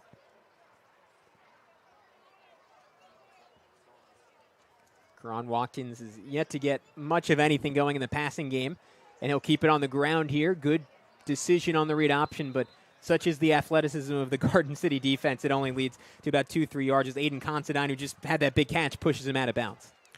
Sure, in the zone read, he pulls the ball, comes around the corner, and Garden City's got a guy scraping over the top to get that coverage. Get that covered. Right there, you saw Cascading coming down the line of scrimmage, and he's going to blow everything up at the point of attack. So if you're going to try to give the ball, you got to outrun him. It's going to be pretty tough. 2nd and 8 from the 27, just 21 seconds to go in the half. This time they give to Dallas. Dallas on his second carry of the game, about 14 yards, showing off some explosiveness in his own right. Oh, nice run right there. Nice run. Clock's going to stop on the first down, and Dallas is right around Jack Cascadin size, 6'3", 210 pounds, very big kid, very athletic. A really nice compliment to Rogers that they were very happy to get back and add to this run game. I think they've had some success at times running the ball a little bit here and there. It hasn't been consistent. They've been better off running the ball up inside than they have running the outside plays. I think the speed of Garden City defensively and having, Cascadin and Staub at the end spots and their speed out of a secondary makes them hard to run wide on. But some of the inside running plays, some of the inside zone, and some of the those plays have been a little bit more successful.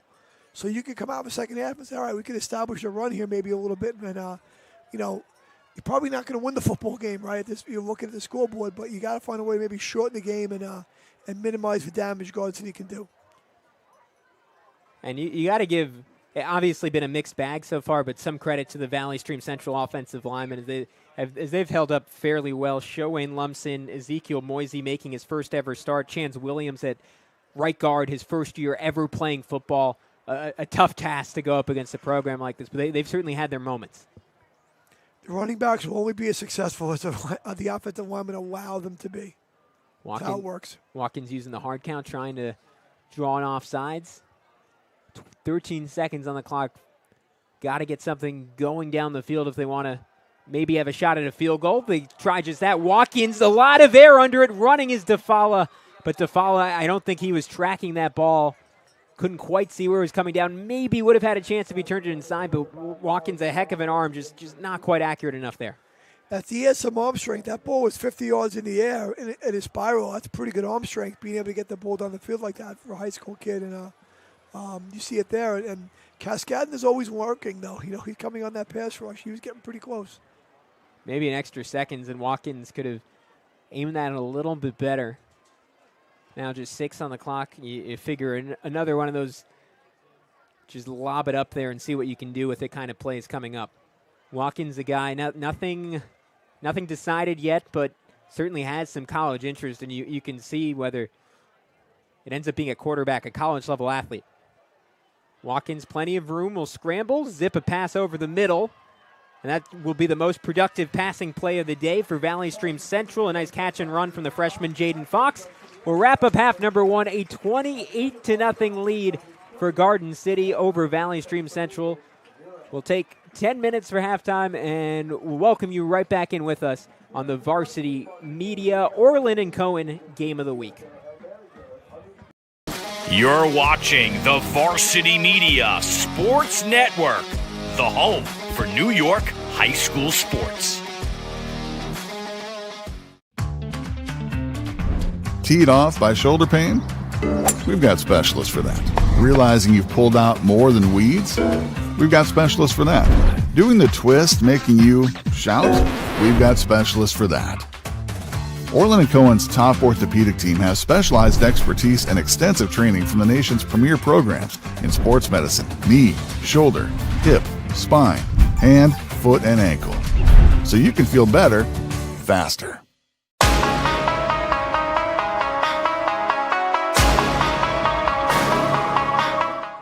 A fake jet sweep. Intercepted! Ciolino down the Massapequa sideline.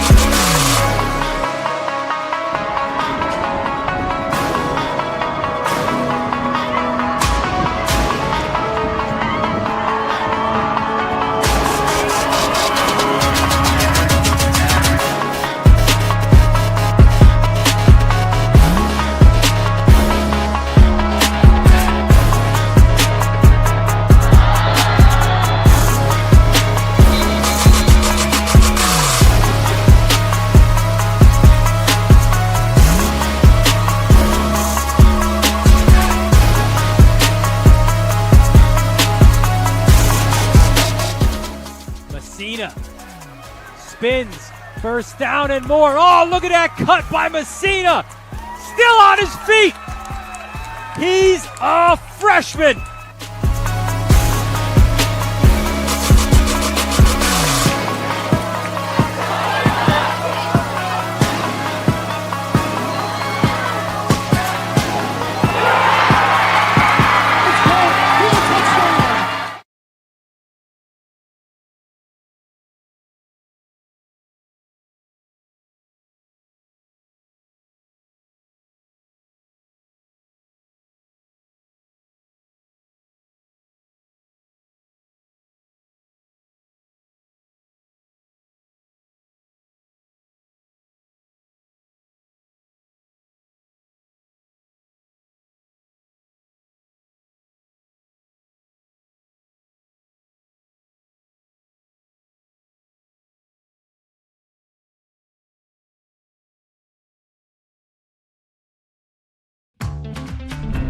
Not feeling the love after your last tennis match?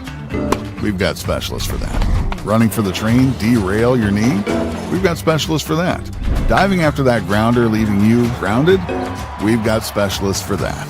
Orland & Cohen's top orthopedic team has specialized expertise and extensive training from the nation's premier programs in sports medicine, knee, shoulder, hip, spine, hand, foot, and ankle. So you can feel better, faster. Gargiulo over the middle. He's got a man. It's complete. Ciolino.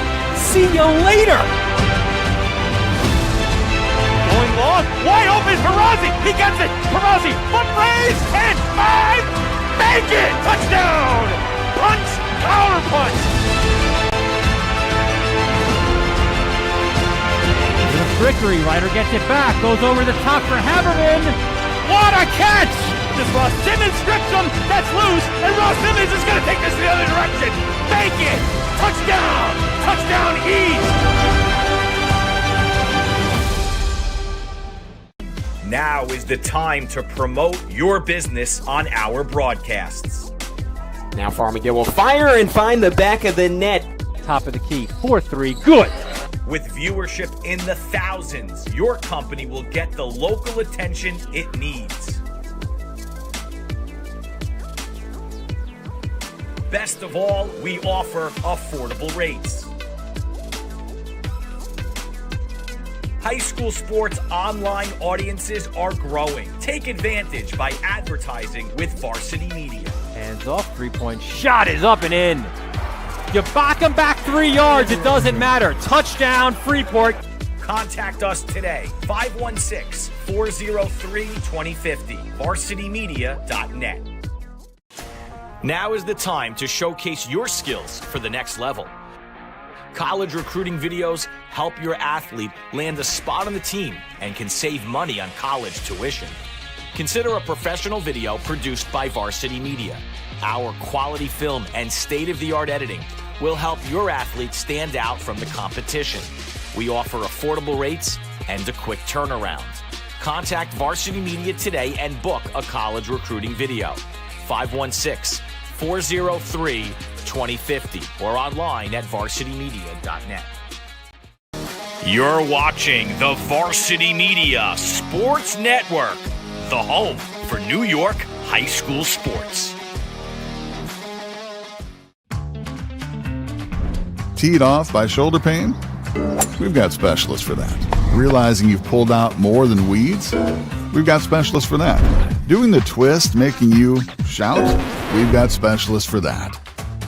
Orland & Cohen's top orthopedic team has specialized expertise and extensive training from the nation's premier programs in sports medicine, knee, shoulder, hip, spine, hand, foot, and ankle. So you can feel better, faster.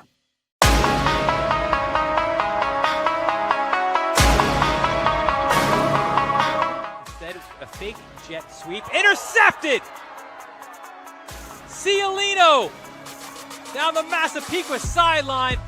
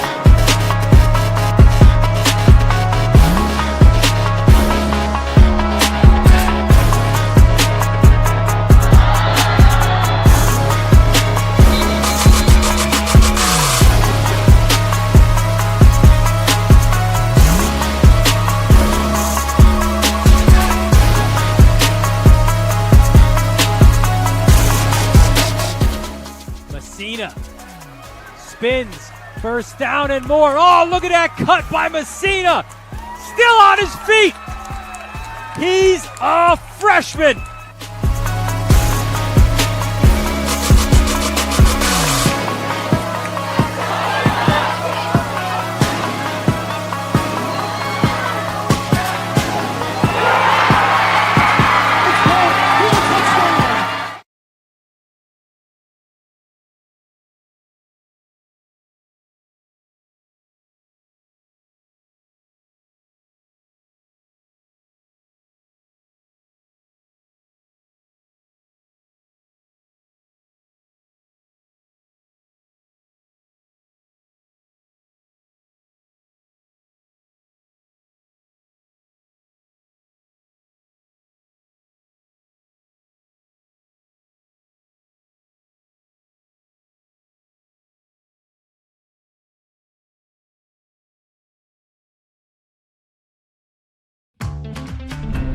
Not feeling the love after your last tennis match?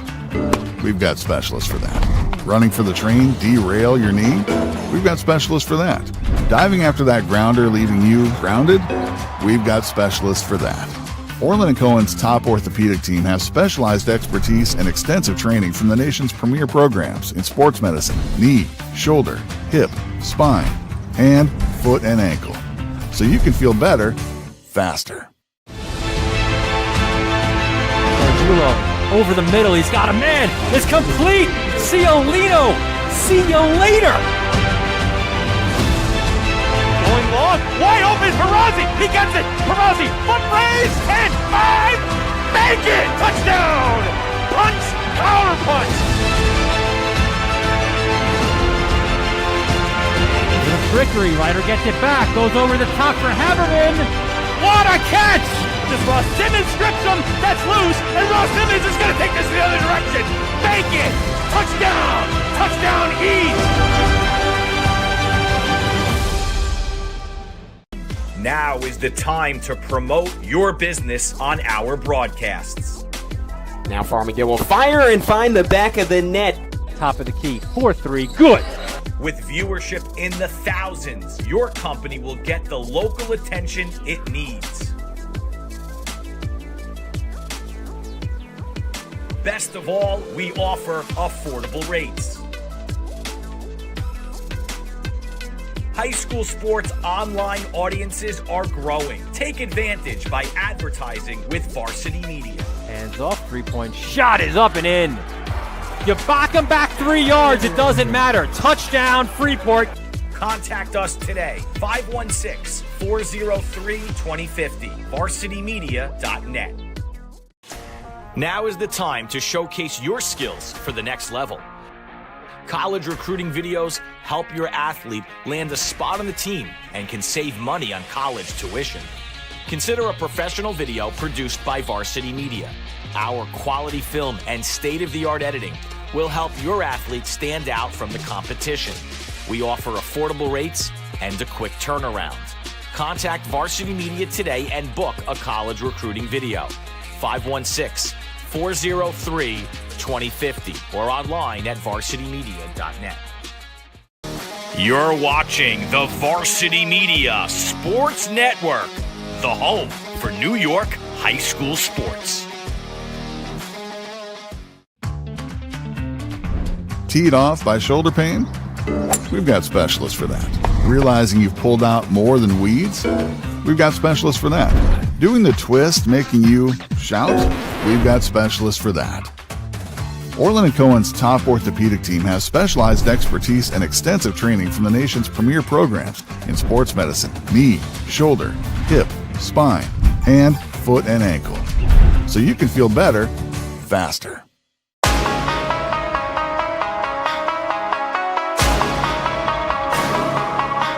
Instead of a fake jet sweep, intercepted! Ciolino down the Massapequa sideline.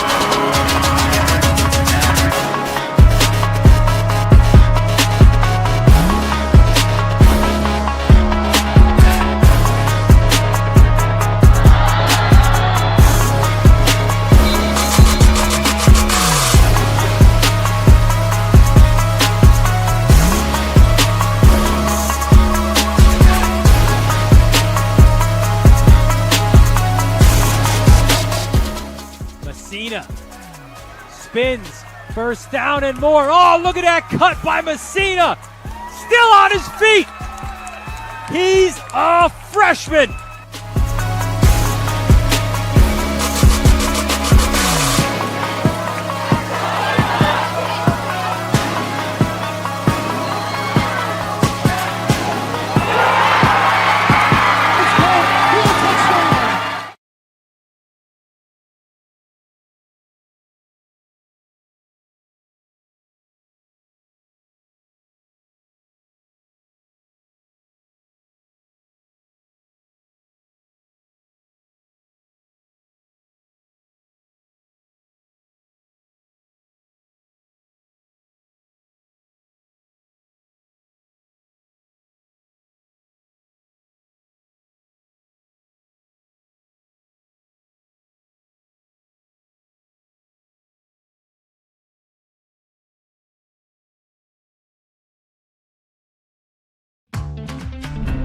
Not feeling the love after your last tennis match? We've got specialists for that. Running for the train, derail your knee? We've got specialists for that. Diving after that grounder, leaving you grounded? We've got specialists for that. Orland & Cohen's top orthopedic team has specialized expertise and extensive training from the nation's premier programs in sports medicine, knee, shoulder, hip, spine, hand, foot, and ankle. So you can feel better, faster. Over the middle, he's got a man. It's complete. Ciolino. See you later. Going long, wide open for Rossi. He gets it. Rossi, foot raise, 10, 5, make it. Touchdown. Punch, counter punch. The trickery, Ryder gets it back. Goes over the top for Haberman. What a catch! Just Ross Simmons strips him. That's loose, and Ross Simmons is going to take this the other direction. Make it. Touchdown. Touchdown East. Now is the time to promote your business on our broadcasts. Now Farmiga will fire and find the back of the net. Top of the key, 4-3, good. With viewership in the thousands, your company will get the local attention it needs. Best of all, we offer affordable rates. High school sports online audiences are growing. Take advantage by advertising with Varsity Media. Hands off, three-point shot is up and in. You back him back 3 yards, it doesn't matter. Touchdown, Freeport. Contact us today, 516-403-2050, varsitymedia.net. Now is the time to showcase your skills for the next level. College recruiting videos help your athlete land a spot on the team and can save money on college tuition. Consider a professional video produced by Varsity Media. Our quality film and state-of-the-art editing will help your athlete stand out from the competition. We offer affordable rates and a quick turnaround. Contact Varsity Media today and book a college recruiting video.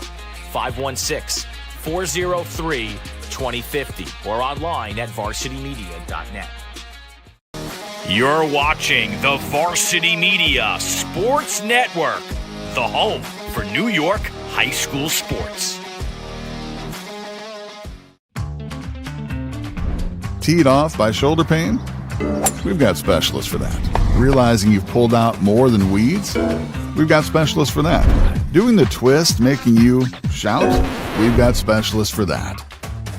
Orland & Cohen's top orthopedic team has specialized expertise and extensive training from the nation's premier programs in sports medicine, knee, shoulder, hip, spine, hand, foot, and ankle. So you can feel better, faster.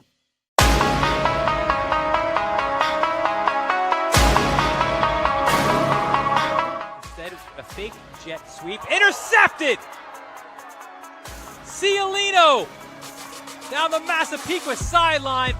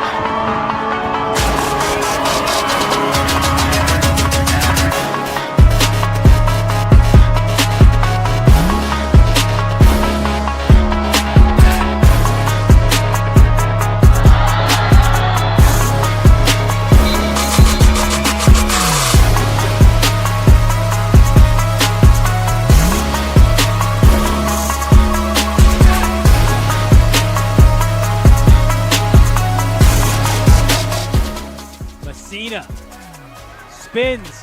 First down and more. Oh, look at that cut by Messina. Still on his feet. He's a freshman.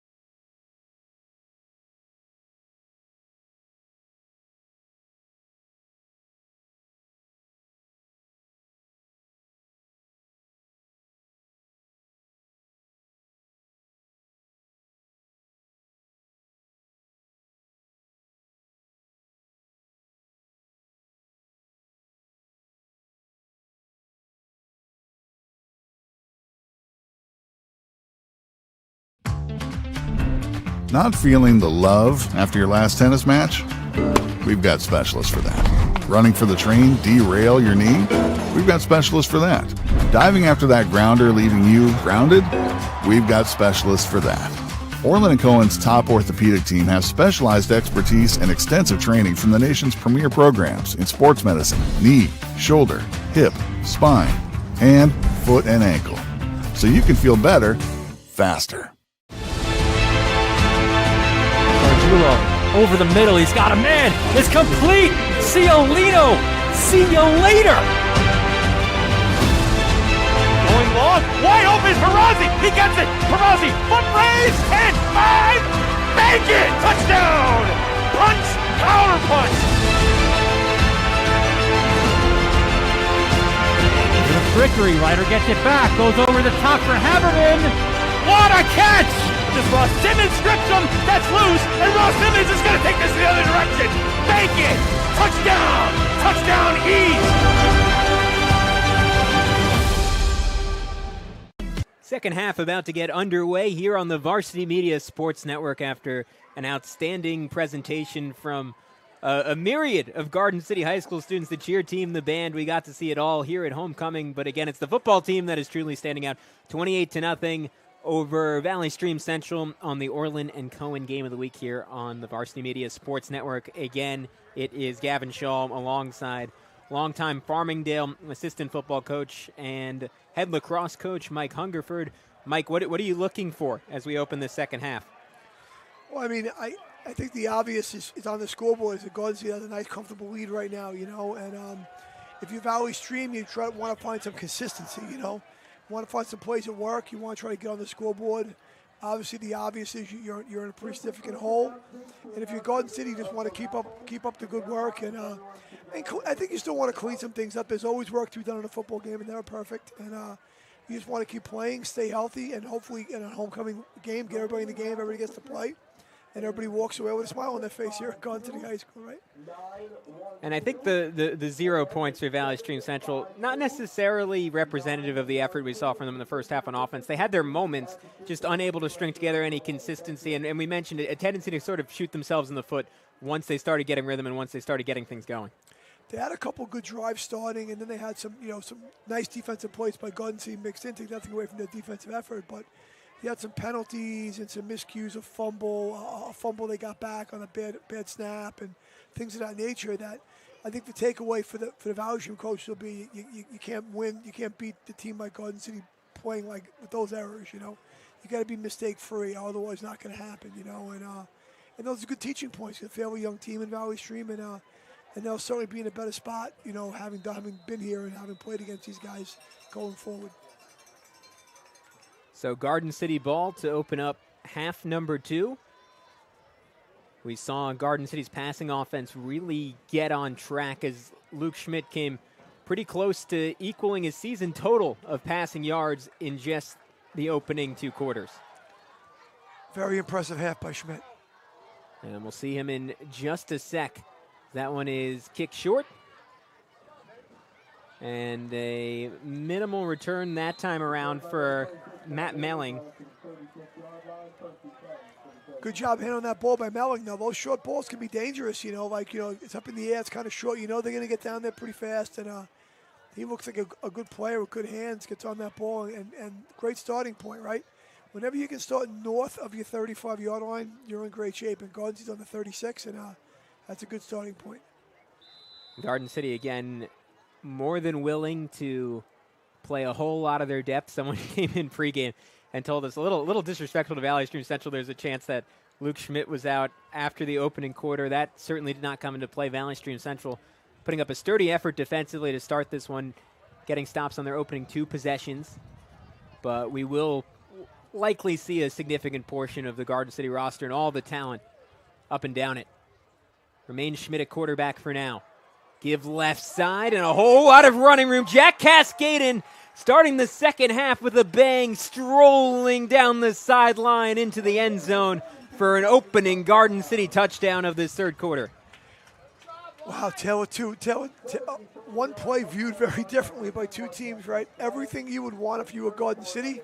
One play, you get your best player on a nice long touchdown run, which probably much ensures that you'll be able to get all your players into the game as the second half continues. A 74-yarder, right? A 64-yarder or whatever, make them drive the ball on you a little bit. And unfortunately, it didn't happen. And, tough spot to be in if you're Valley Stream right now. And that was an emphasis for you, Mike, the whole first half, the ability to not have massively negative plays, whether that's giving up explosives on defense or going backwards on offense, and something Valley Stream Central struggled with. It's something that everyone this season has struggled with against Garden City. We'll take a quick break, come back. Valley Stream Central on the Varsity Media Sports Network, Orland and Cohen Game of the Week.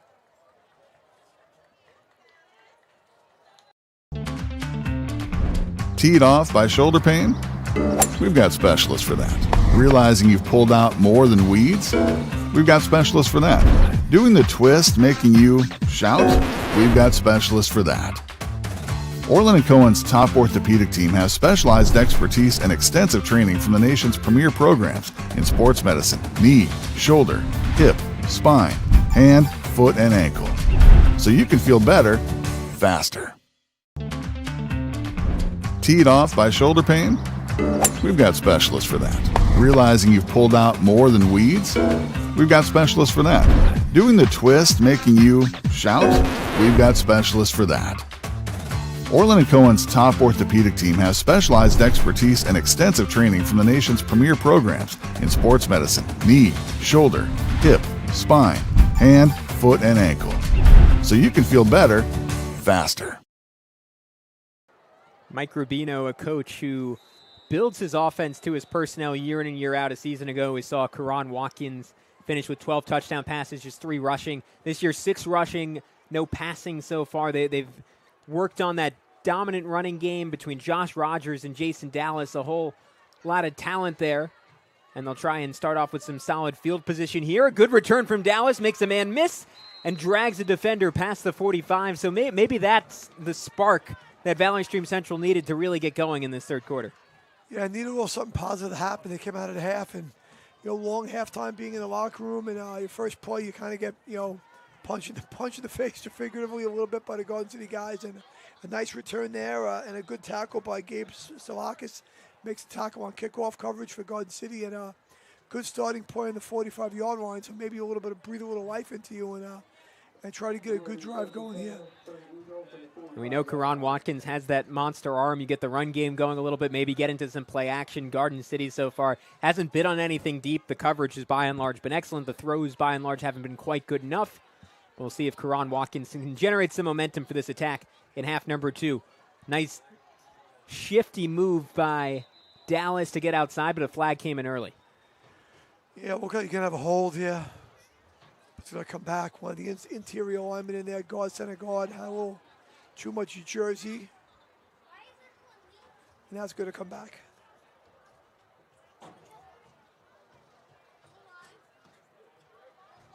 And there we are, those are the plays you can't have. You go from 2nd and 6 to now you're going to have 1st and 20.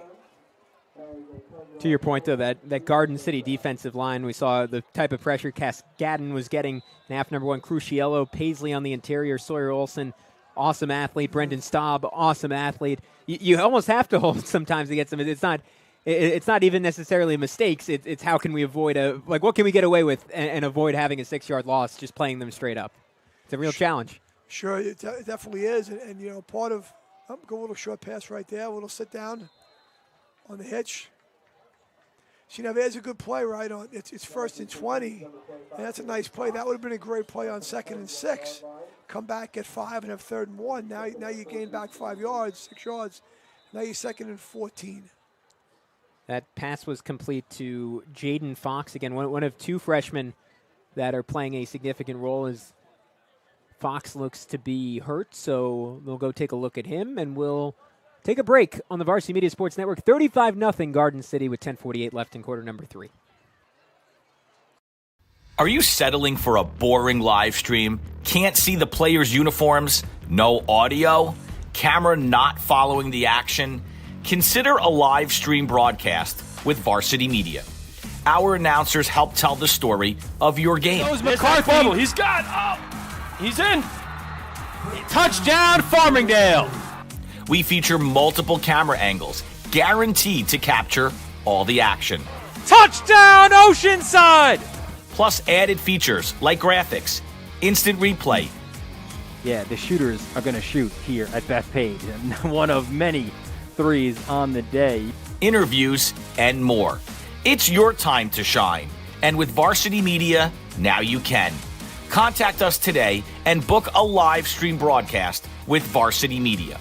Online at varsitymedia.net or by phone 516-403-2050.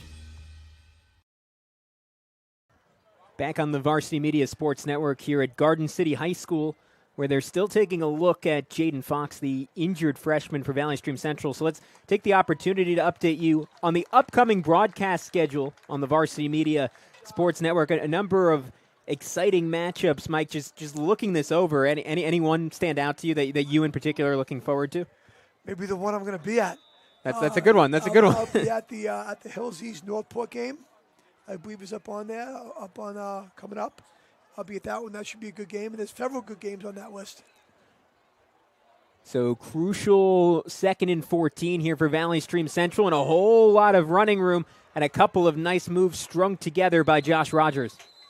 That's a really nice run there by Josh Rogers, and I think the Garden City guys are maybe playing a little bit of a mix of their starting defensive group in a couple of seconds. And, you know, if you're Garden City, right, you got to decide how do you stay sharp, you know? Like, how do you stay sharp? It's the third quarter, 35-0, but we always used to say when I coached at Farmingdale, we got to learn how to come out of the halftime, how to come out of second half and play for a while, and especially a long halftime like that one. And you know, you come out and you got to play a series. You got to play a little bit and make good decisions and make good get a stop and get off the field. And that one was blown dead early. Maybe a little bit of a quick start for Valley Stream Central. Again, have just had a lot of trouble getting out of their own way. 3rd and 5. One of the few times they've had plus field position on a 3rd down in this one, and could be coming back. Yeah, it looks like early motion. Look, the Garden City guys shove that 3-man line. They shove an odd front look, and then they played a lot of even today, a lot of 4-man line, and they morph, and they kind of bring Cascadin back in or Staub, one of those guys creeps back in. You get that late creeper, that gray area guy comes in and takes a gap, and you know, when you start seeing Cascadin creeping in, those offensive linemen don't want to sit still too much. So 3rd and 5, ball at midfield. As it looks like Fox coming back on, so good to see that he's potentially all right. Sure, now they have that 4-man line again back in, and at 3rd and 10, they're almost playing like really, a 4-man box. Again, such a young team. 5-man box. Two of the 4 receivers in right now, underclassmen. Watkins under pressure, stiff arm to escape it. Watkins rolling right, throws a high pass, and just over the head of Fox. There, Watkins with some escapability right there, running for his life, showing some size, some strength, being able to stay on his feet and throw a pretty powerful ball. Just was overthrown for Fox there. You know, Fox kind of limping around a little bit, and tough place to be if you're a freshman. Fox very speedy, as the last name implies. Even at less than 100%, still nearly had a step there, but the coverage, especially deep, has been pretty picture perfect for Garden City this entire game. Not a lot of openings, not a lot of windows for Karan Watkins to hit. And that's the 5th punt of the game. And Parisa will just run it out. But once again, you get that ball field. I'm harping back on something again, but the three return men back there gets the ball field, and you save a lot of yardage, and you're starting on the 34-yard line, you know. Now, this is where Garden City this is where you get into a tough spot, you know. Nobody wants to show anybody up. The Garden City guys are a classy staff, a tremendously classy program. They do things the right way. And how do you manage, 35-0 with 9:33 to go in the third quarter, taking care of your own program, keeping your guys sharp, and obviously, not make yourself, in a bad way with the Valley Stream guys. And how do you manage things? And the Garden City guys have been in this spot, luckily enough for them, a lot. So they're going to have. They think they're pretty experienced what to do here. You get the feeling this could be the final possession for Schmidt. A little bit of trickeration, Statue of Liberty-esque handoff. And escaping into free spaces, Stevie Fennell, far and away his best carry of the game, right around 40 yards. Well, there's the Fennell at fullback situation, right? You have a tailback quality player. At fullback, and he gets the ball. Looks like might have been an inside trap there. Looks like it was going a little counter play. I don't know if they trapped it or just countered it back. And Fennell gets in the open space, and you can see his speed and his ability to get up the field. And once again, you're working off of the trickeration really is not giving the ball to Jack Cascadden, right? Like, everyone's going to run where he is, and the ball's going back a different direction to somebody else. Just shows you the depth that Garden City happens to have. The late substitution here. I think they're put Fennell out to give him a little bit of a break, and need another guy up back right there at fullback. That's number 11 coming in the game.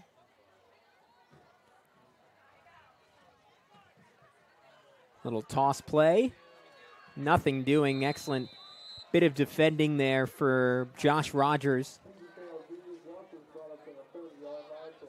Good defense there by Valley Streaming that down. Holding him to 2 yards right there. Again, it's been a real mixed bag on both sides of the ball for Valley Stream Central. They have plays where they do the right things, and you string together a couple of those, but you give up explosives on both sides of the ball, whether those are, again, big negative plays or big positive plays, and everything else seems to get wiped out. Absolutely, and you see number 11, that's Will Paisley, right? Yeah. It's a bit of a number switch was in the 50s, and they moved him to play this up back position, full tight end / H-back role.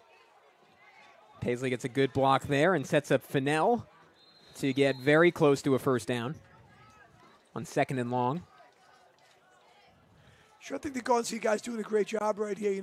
Some pretty decent defense there by Valley Stream, bending a little bit, making the tackle, and Garden City's inside running the ball with what was really their second back with the starting offensive line, giving Stevie Fennell a chance to run with the starters a little bit as a tailback, and they're not just trying to throw the ball over the Valley Stream guy's head,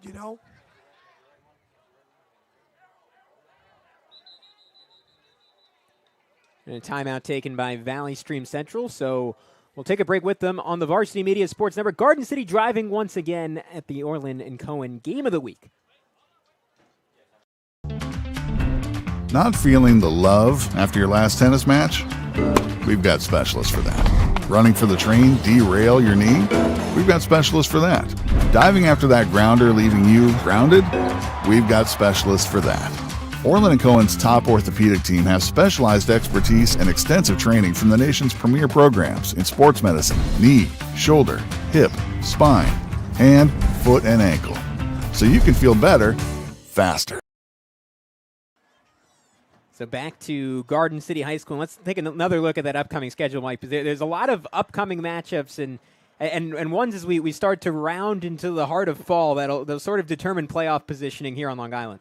Sure, you see right there, the very school we see here, Garden City, that game coming up on October 23rd against MacArthur. The Generals, one of the other very good programs here in Conference 2, and that'll be a great game. And out in Suffolk County, you have Northport and Hills East. Northport did lose there. I heard the beauty of Twitter is they lost to Lindenhurst today, but still a very good team.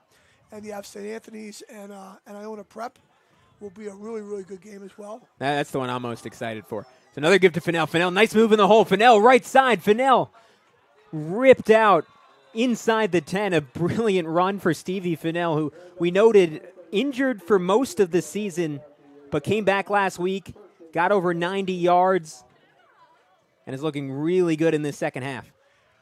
There was a lot of teams in Nassau County, but they would just they would love that. Jack Fascad is a dream to have, but they would just take Stevie Fennell, and have him in a second as your running back. And I've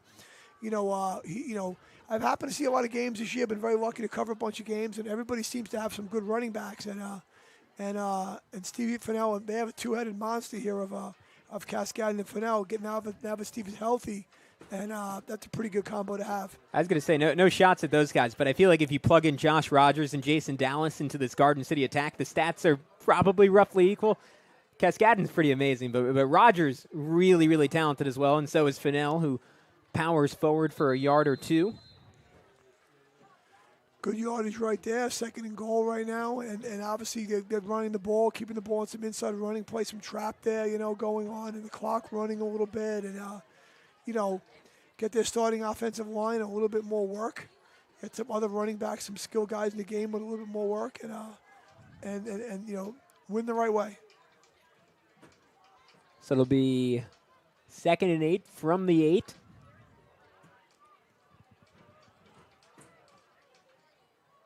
Luke Schmidt yet to put the ball in the air on this drive. They ran play action successfully twice in the red zone earlier in this one. Instead, just a little outside toss. And Fennell, can he power his way in? He can. Touchdown, Garden City.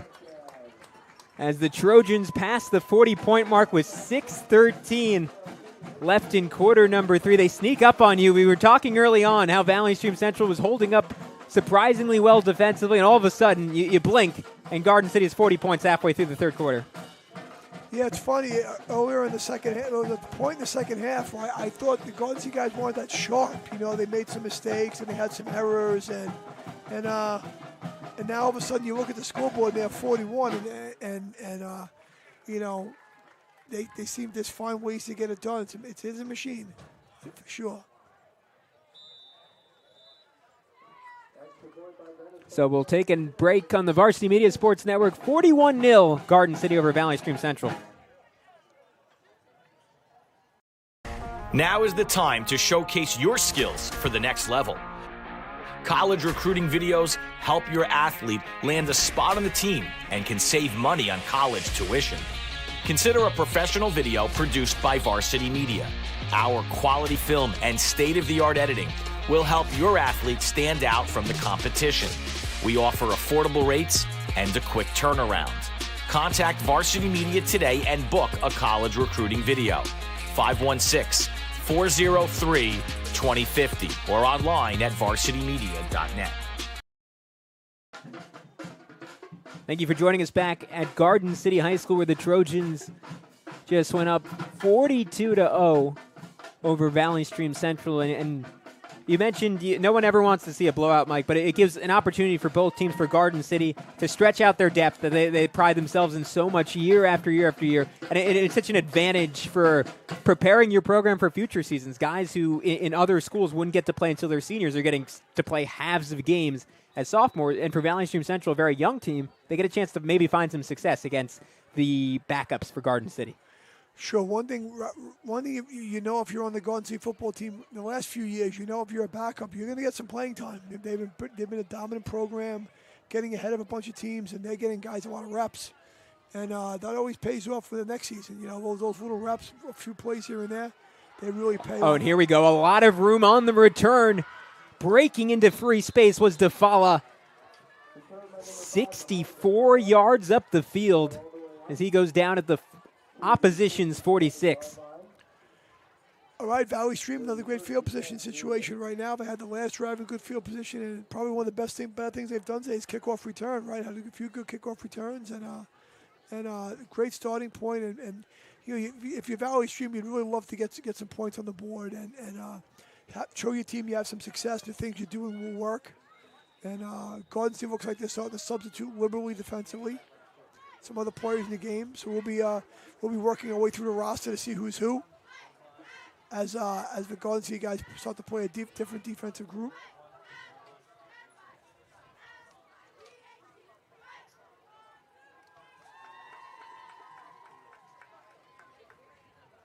Watkins on the fake, easy pitch and catch. Up little quick hitch out to the single.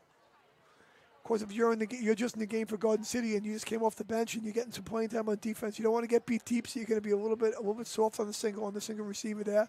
Come out, make the tackle, and that one complete to Jaden Scott Jr., another player who will return next year. Talking to David Ettinger, I said, how do you convince these guys to not be content when you're winning every week by 30, 40 plus points per game?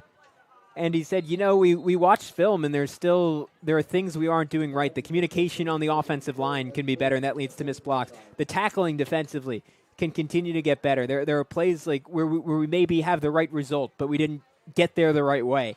And it's that attitude, presumably, that continues to drive the Trojans to success year after year after year. They're constantly seeking success. To your point, Mike, they never like to rub it in another team's face. They're not outlandish about it, but they held themselves to a standard that is almost irrelevant to the scoreboard. Sure, you got to coach your guys up, and football's a game of 11 men on both sides of the ball, 11 players doing something on every play. It's pretty rare that all 11 are going to be right on every play. You've a lot of mistakes made. Football's a game of mistakes, and there's always things to correct. So you go and you watch the film, and there'll be mistakes and there'll be things to correct, and that's where they live. That's a great way to coach a program. Not finding any room there is Josh Rogers. Great tackle by Owen Holtzman. Sophomore in there, number 52, defensive lineman, 6'1", 220, finding his way to the football. And to your point, Mike, it's such an emphasis for Valley Stream Central. You have to get north-south in the running game. As you try and go side to side, it feels like there's just too much speed and physicality for Garden City. Sure, and right now, but the problem with the offensive line for Valley Stream is they've played the whole game now, and they're probably getting a little tired. But now you have a bunch of Garden City guys just getting the game who haven't played much, and they're pretty fired up, and they're pretty excited, and they're going to get after it. So you have to buckle down if you're the Valley Stream offensive line and get them blocked. 3 receivers bunched up on the right side for Valley Stream. 3rd and 11 from the 40, trying to take advantage of that big kickoff return.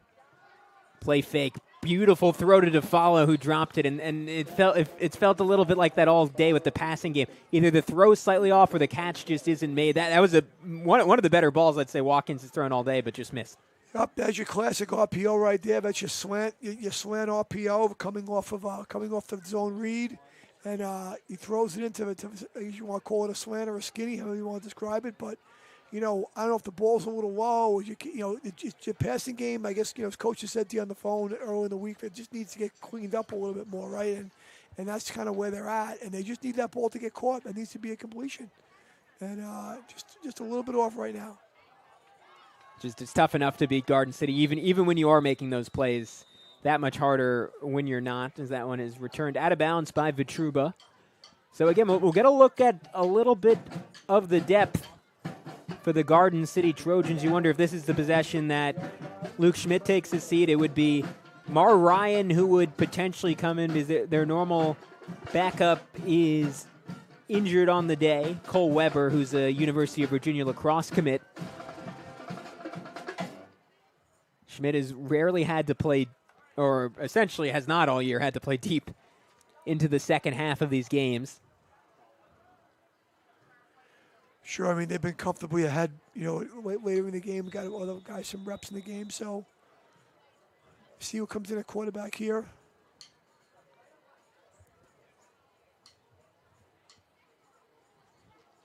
For Garden City, again, it's building up the next generation. They're constantly doing the second half of these games. It's almost like instead of varsity and junior varsity, are you a first half player or a second half player? And as you go forward, you become more and more of a first half player.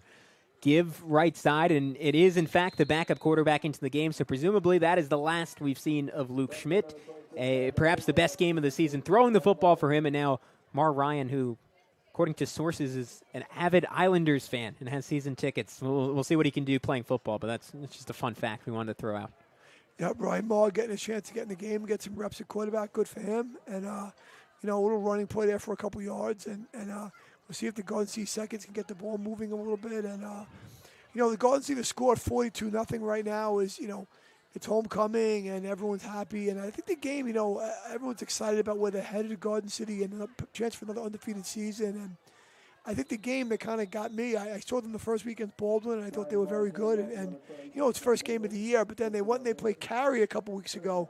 And now, Cary's a very proud program. It's had some very good teams, and they kind of got after Cary on the scoreboard, it looked like. And the score was like, I kind of said, whoa. Like, I looked in the paper, Saturday morning Newsday, Sunday morning Newsday, and said, that's pretty impressive because, the Cary guys are well coached, and they have players, and it really showed you the ability of Garden City to really be a dominant program. Not that they didn't leave here the first week thinking they were good.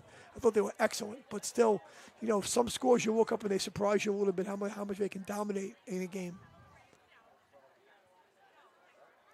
Give right side, and it looked like a win initially for the defensive line, but somehow emerging out of the pile and finding positive yardage was Matt Melling. Yeah, nice little run by Melling right there. He made a play on special teams earlier, and nice little run by Melling. I think he might be up. They're going to give him the first down.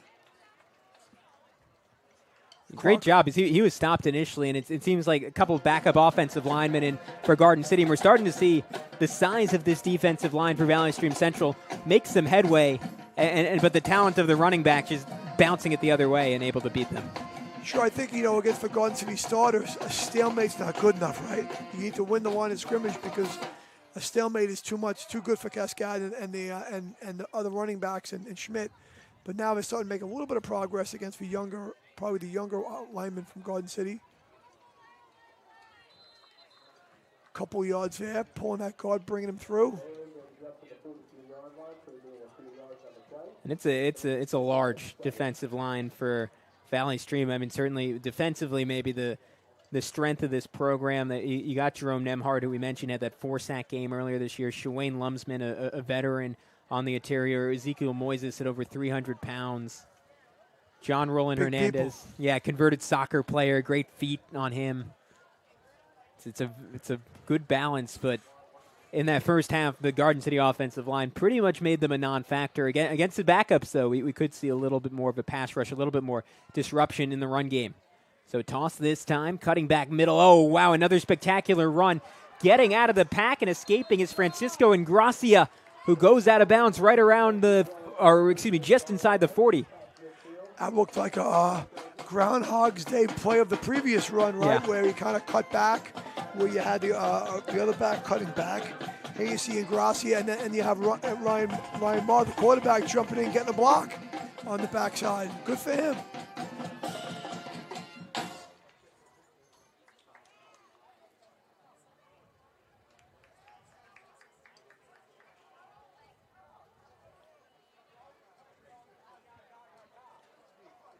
So Ryan Marr hasn't had to do much yet, just handing it off as Ingracia gets it again. Ingracia knifing between two tacklers, maybe about 5 or 6 yards there. Ingracia, a senior, 5'6", 155 pounds. Nice change of pace in this running game. A little bit of a smaller back, obviously, but you could see the quick feet and even more importantly, the fantastic vision on that cutback.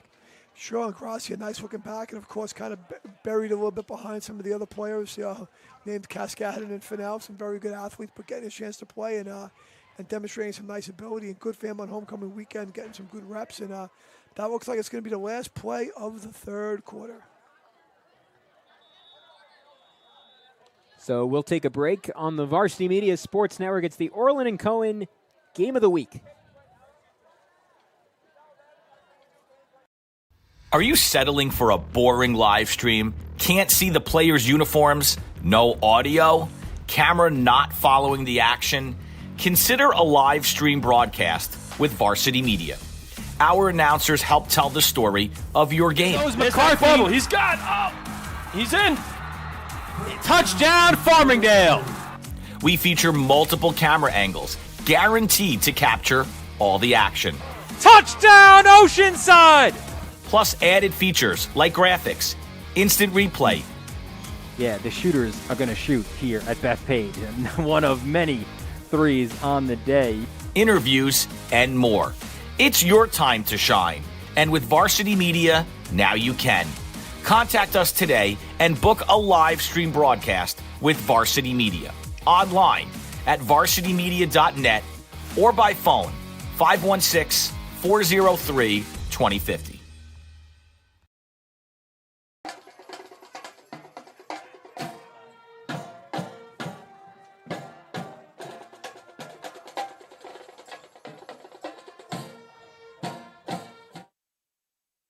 Back to action on the Varsity Media Sports Network. Gavin Shaw, Mike Hungerford here with you. Garden City, typical of their season, a 42-0 lead. We mentioned this has been not exactly irregular. Opened the season 50-0 over Baldwin, 34-7 over New Hyde Park. That was their most competitive game of the season so far. 41-0 at Cary, 41-7 against Long Beach.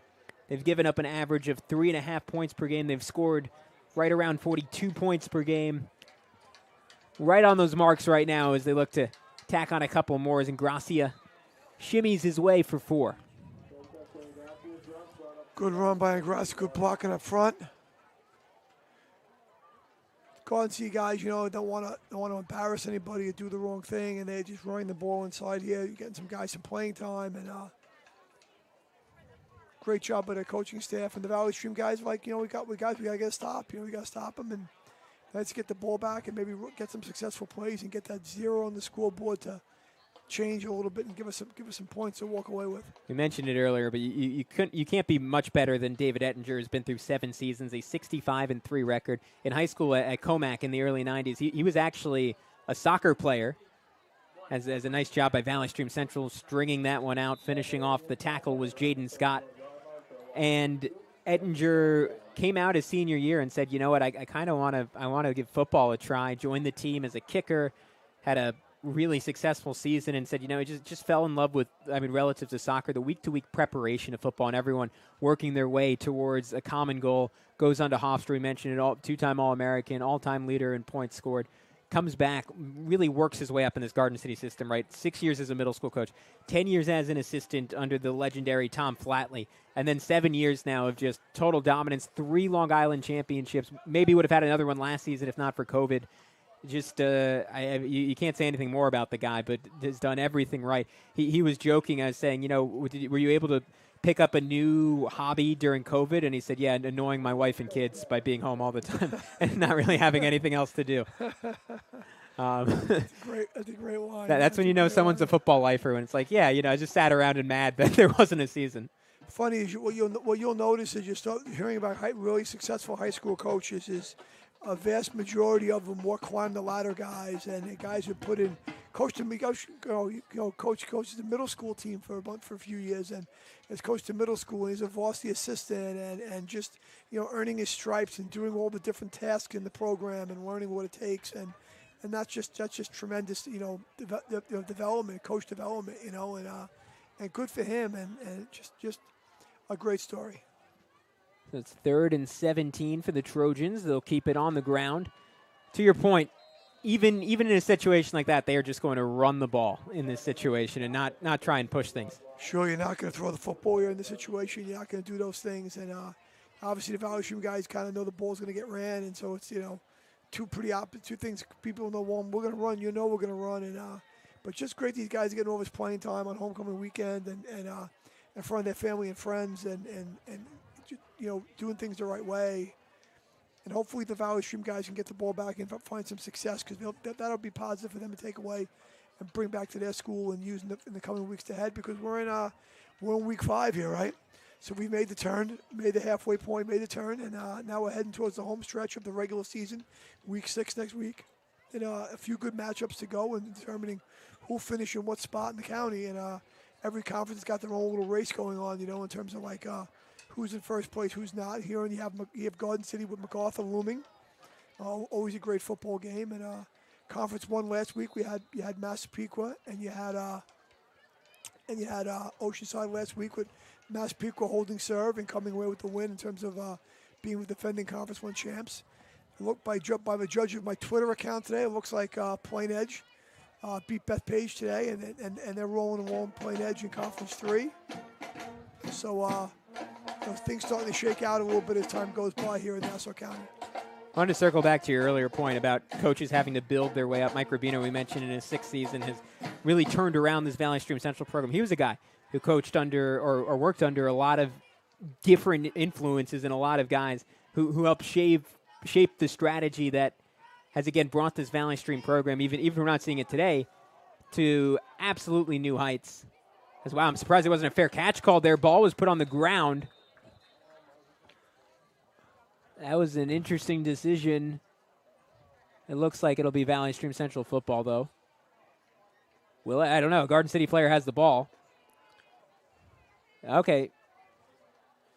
Officials are deliberating, but looked like pretty clear that a Garden City player came up with it. Yeah, interesting to see what they're going to call here.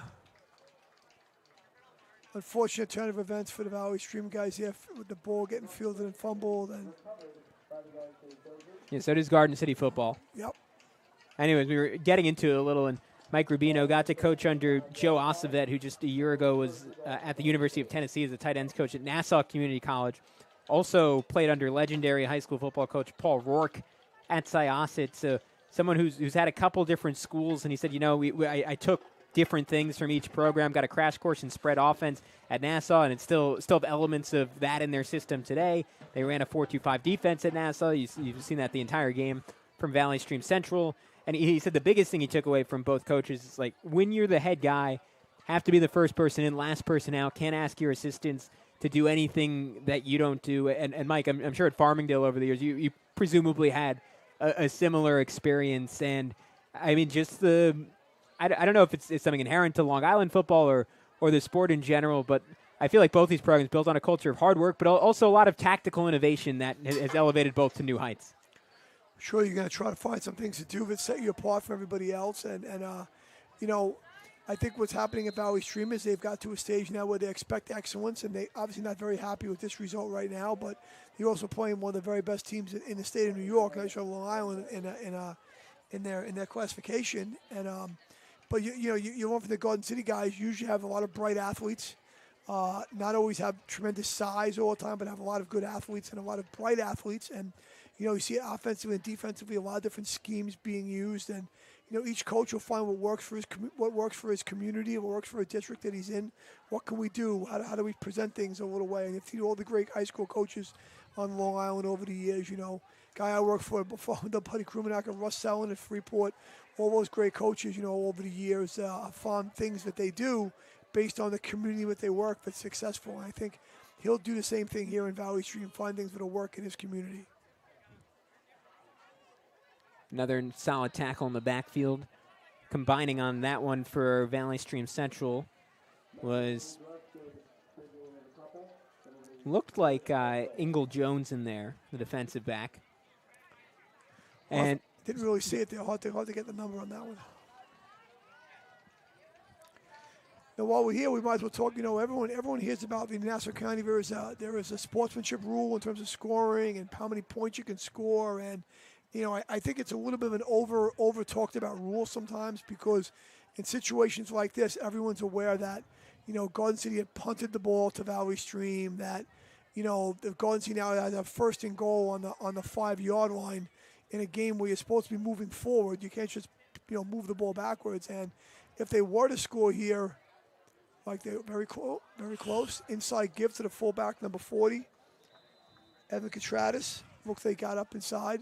It's fourth down here, and if they would have scored here and be over whatever the point number but you're allowed to score, it wouldn't be done in a manner if it's looking to showboat anybody up or do anything the wrong way or so there is a rule, but how the rule is applied is the application of the rule, not exactly the rule itself is the point in question here.